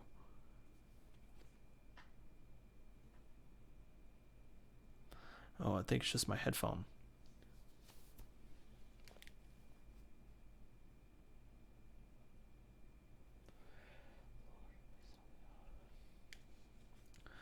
Yeah, no, that's definitely my ear. I need to stop listening to music so loud. But, you know, that definitely is a thing, though, where it's like, oh man, it's getting really bad. If I go deaf in my left ear, then looks like no more audio engineering for me. I'll just have to record everything and then start paying people. But continuing on. Yeah, what if you ended up with all these followers that you want? What if let's put it in a personal perspective. What if I become the musician I want to be? And all this time I'm trying to be someone that I'm not, which I have had to come to grips with that actually in the past, that I was trying to be Misha Mansour, from Periphery, and I came to grips with that a little while ago and realized that I wasn't being authentic. Thankfully, I didn't have a following, or else me reworking my entire identity would have resulted in people saying, oh, yeah, this music is not what I like. You know, I'm not going to listen to this anymore because it's not who I imagine you to be. Well, everything you just built is now crumbling down. What can you do about it? You built this kingdom. People don't like it. Or rather, you built this kingdom and it was on a false foundation. The kingdom shifted because, well, it's not built on a rock. It's built on sand. The foundation shifts, and then next thing you know, everyone is shaken up. They're like, yeah, this isn't the person I like, or the person that I imagine I liked. Nothing you can do then. You're kind of screwed.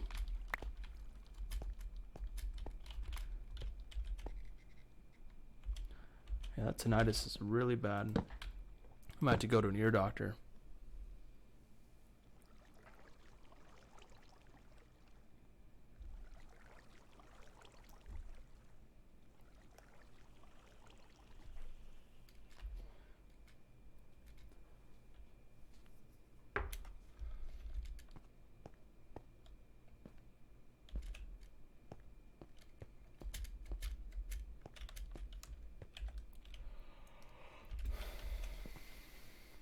I don't know. It's just my thought on the matter. It's just how I feel about it. Again, you can take what I say with a grain of salt. I don't care. If that's the kind of individual that you find yourself being, then I would just say, take it as a word of caution. That if this is what you're striving for, that if you're trying to be this individual that you're not meant to be in God,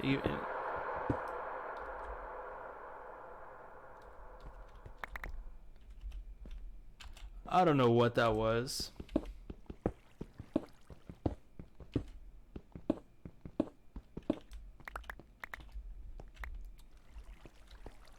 I don't know what that was, and it kind of bothers me. That ruined my train of thought.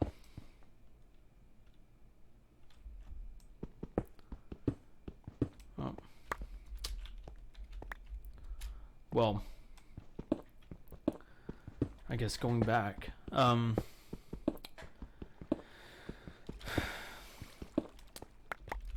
I guess, yeah, that's just a good word, I guess, is a good way to say it. That's just a good bit of advice, is that if you find yourself in this, I guess, space where you're constantly trying to forge this identity of who you think you're supposed to be, and that's just not who you are. You're trying to seek after fame and clout, and that's just what you're after. Just be prepared, because it's not a good life. It's just, you're not made for that kind of celebrity. You're gonna end up like those washed up celebrities who are doing everything they can to chase after the next little bit of exposure.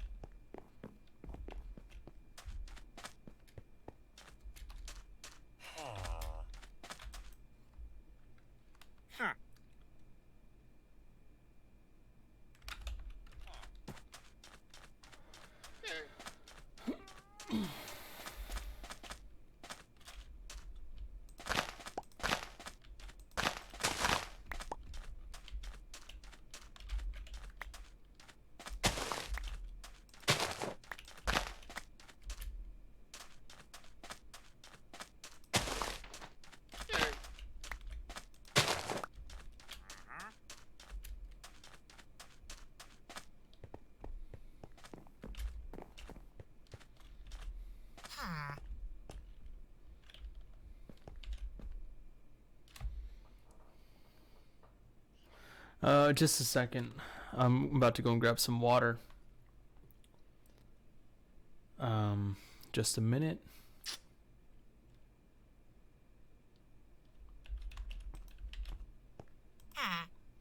Be right back. Sorry.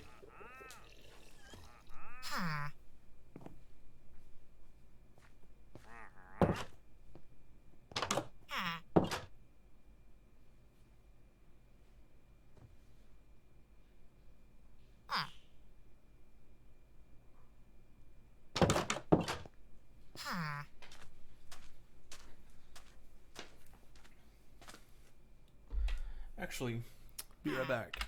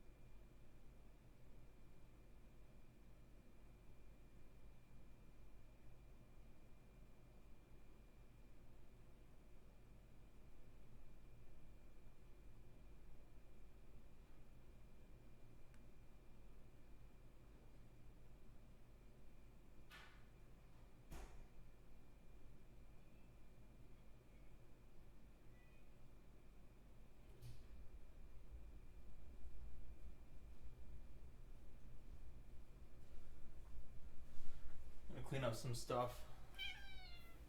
Oh, hi.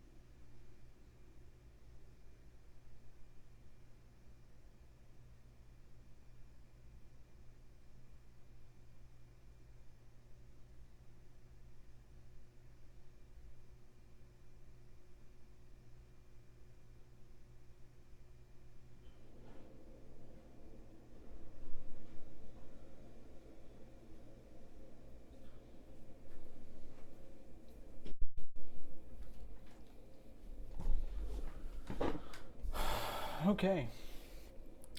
All right. Much better. Sorry about that. Had to take care of some last minute stuff.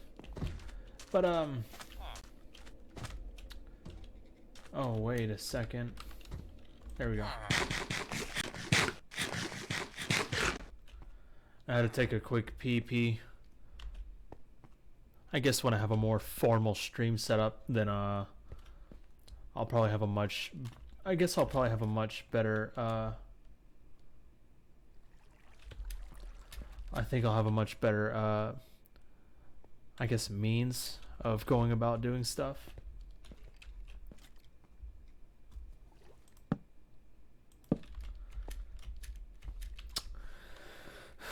But no, that's I guess while I was doing my thing, I sort of thought a little bit you know, I try not to be this condescending, like, know-it-all, because trust me, I don't know anything. I'm actually kind of stupid. At least I think so. But I like to just think that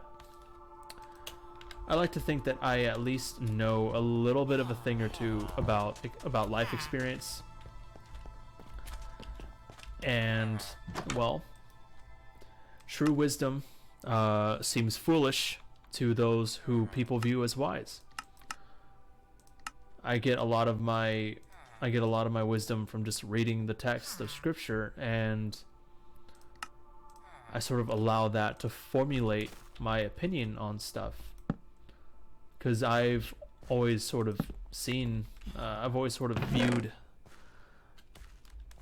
when I became a Christian, I is when I really began to see life in a different way. Because for a while, I always... Just a second. Before I became a Christian, I always just sort of viewed life as you can listen to like scholarship, and you can. Those are valuable sources of information. But even Solomon himself, the wisest man to have ever lived, and that is something that even ancient historical figures regarded him as the most wise man to have ever lived, It's not a biblical opinion. It's just the opinions of people who lived during that era. And even to today, a lot of scholars believe him to be the wisest man to have ever lived. He even said, I want to say in Proverbs, that an increase in wisdom means an increase in sorrow. And it's true. You know, the more intelligent you are, the worse things seem to be. And I can see that. You know, like there was a time when I spent every waking second of my life just trying to learn things about the world I lived in. And everything I learned,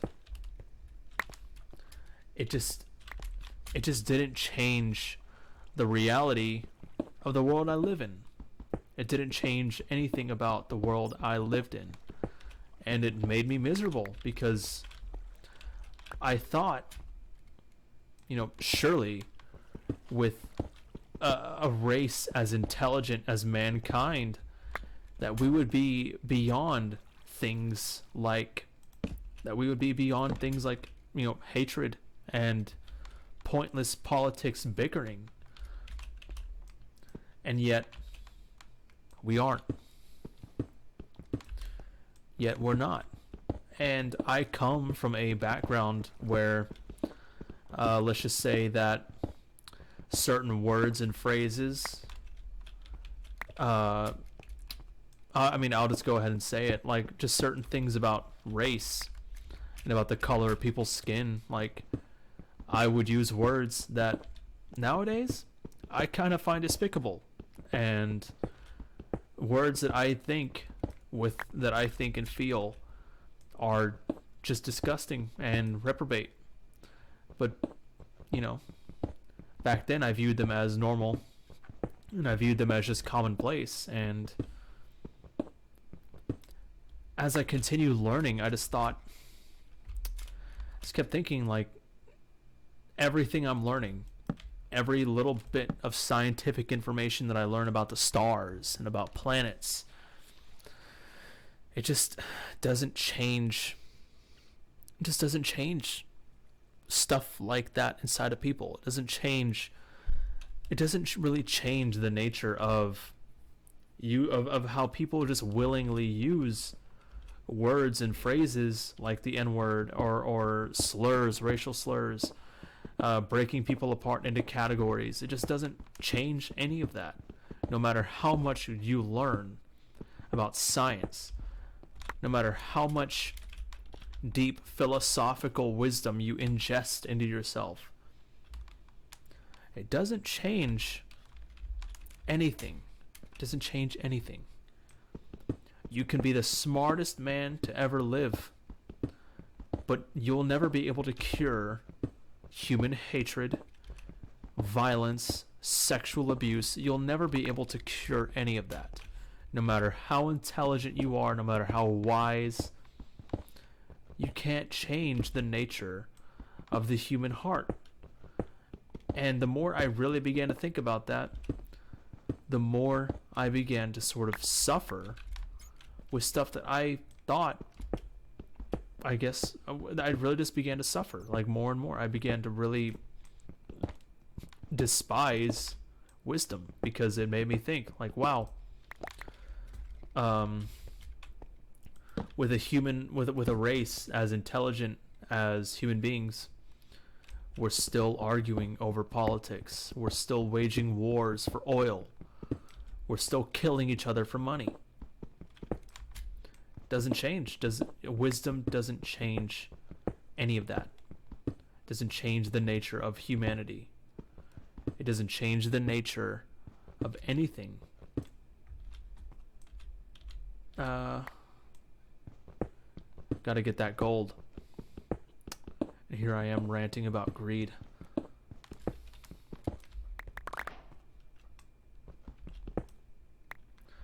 So I guess all that to say, like, you can try and take comfort in wisdom and knowledge. You can be a person whose mind is fixated on avarice, where everything you think about is just learning. But the more you learn, again, the more you begin to realize, when I die, which death is inevitable, even the smartest of human minds will never conquer death. You will never conquer death. It's just a fact. The more you begin to think about it, you begin to realize, wow, I can be the smartest man on earth, and I will never, ever prevent my own death.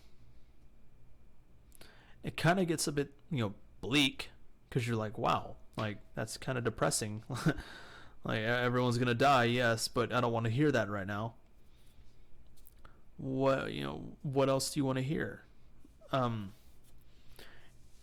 Death is the great equalizer, and it's not going to change.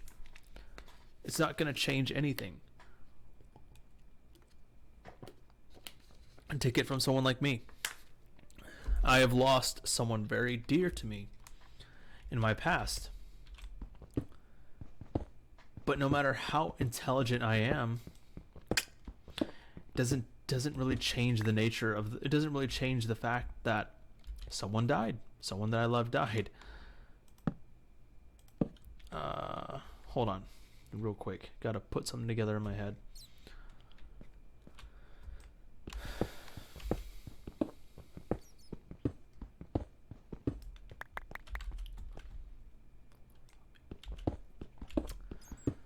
I guess continuing on though,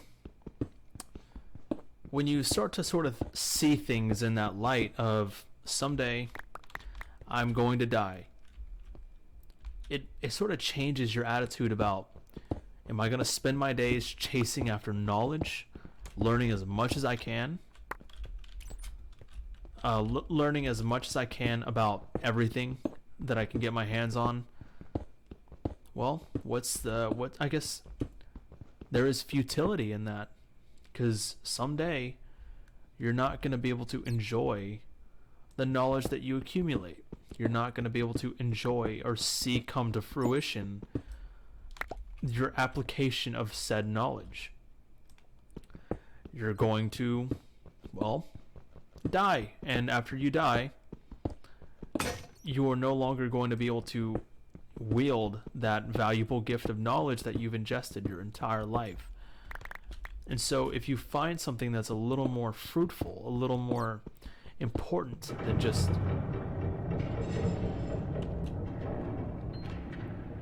yo, did I just stumble on a dungeon? I think that's what that is.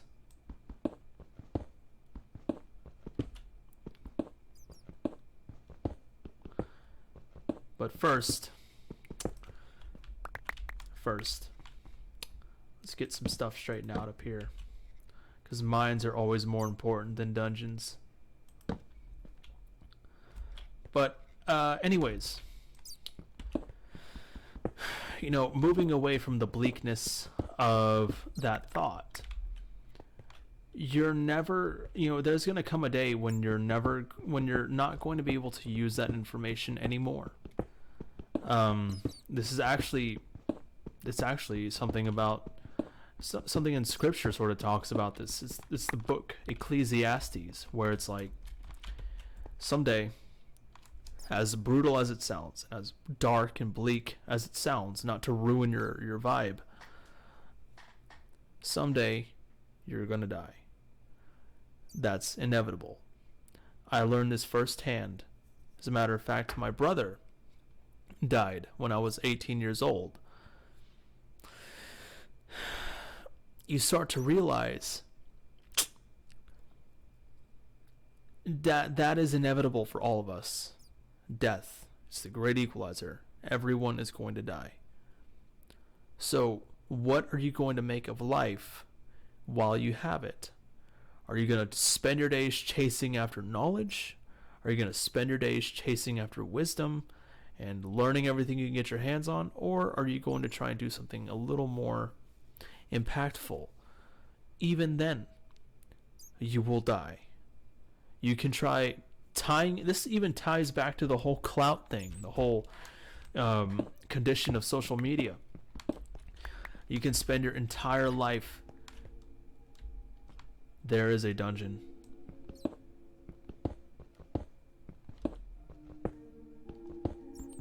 You can spend your entire life trying to accumulate knowledge and accumulate wisdom, but you're gonna die. You can spend your entire life trying to build up a name for yourself, trying to build up a persona for yourself. You're gonna die. You can try and spend your entire life, building up this career in music, technology, advancements in art. In 100 years, you're gonna die. It's just inevitable. You're gonna die. So the entire point of all this is that why would you spend your days chasing after social media clout when there will come a day when you're not going to be able to enjoy any of it. 20 years from now, people are going to forget you even existed. I'd rather 20 years after you die, no one's going to remember that you had 100,000 followers on Insta and that you were this hot shot who got all these sponsorships and that you pretty much just made money looking handsome. Looks fade, you get old. Looks fade, you get old. So when you really start to view it in perspective, is it really worth all this time and effort chasing after looks, chasing after Instagram follows? Is it really worth the time? No, it's not. Because you will grow old and you will die. But there's one thing you can do. There's one thing you can do that will make your entire life have meaning. In my opinion, it is God. In my opinion, God is the only way to give your life a sense of meaning.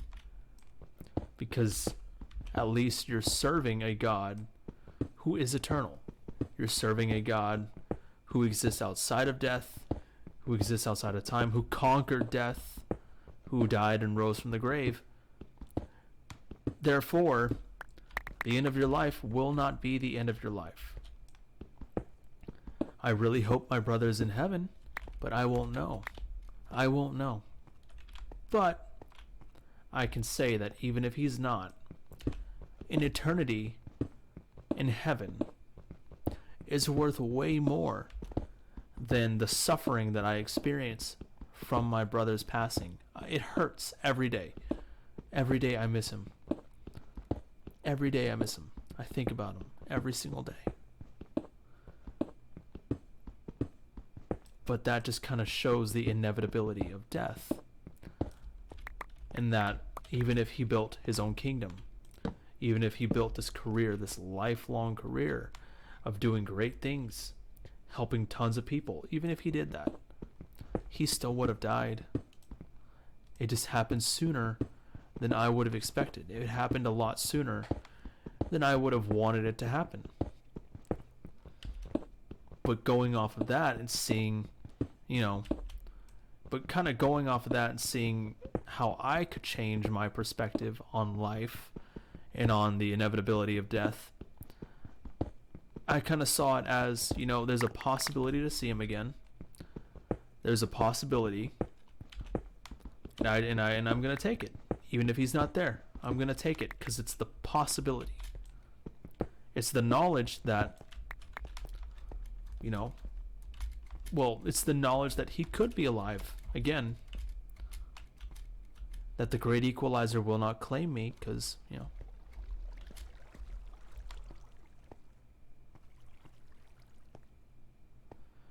Oh no, I gotta get back into my house. My iron golems are probably dying.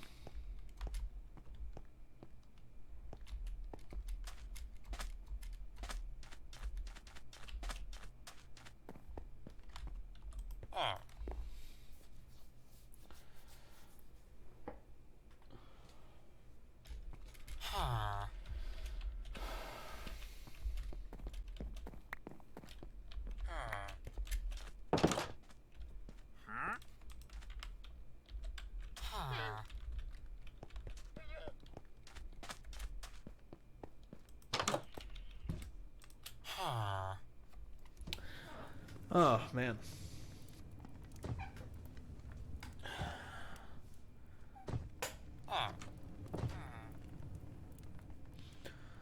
So, I really hope that I really hope that I guess changes your opinion on, at least if you're trying to engage in the futile act. And I guess if you're trying to at least if you're trying to follow the futility of social media.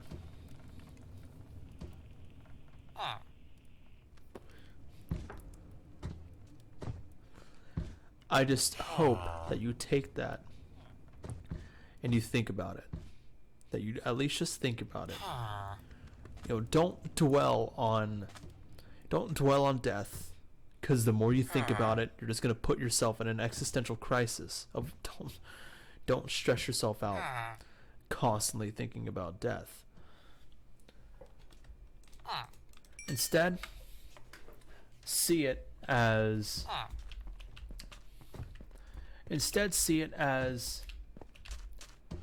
it's inevitable. It's going to happen. It's natural. And I'm going to try and find meaning where I can. I'm going to try and find a semblance of meaning wherever possible.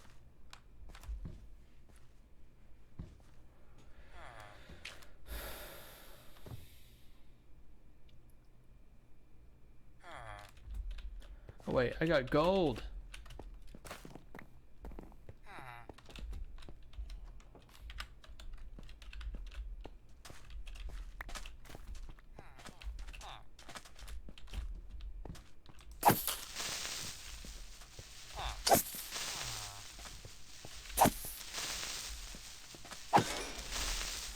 You know, whenever you clicked on this Minecraft video, I doubt that you thought you would leave with an existential crisis. That wasn't the goal. But I just like to get people to think. You know? Think about who you are, what you're doing, why you do it. Because again, everything is final. But it doesn't have to be. It doesn't have to be you die and that's it. It doesn't have to be that way.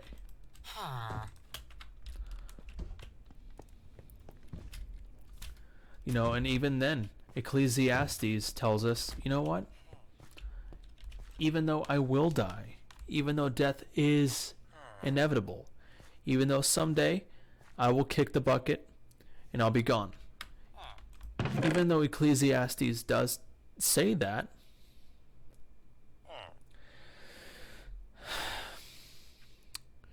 you can still find the happiness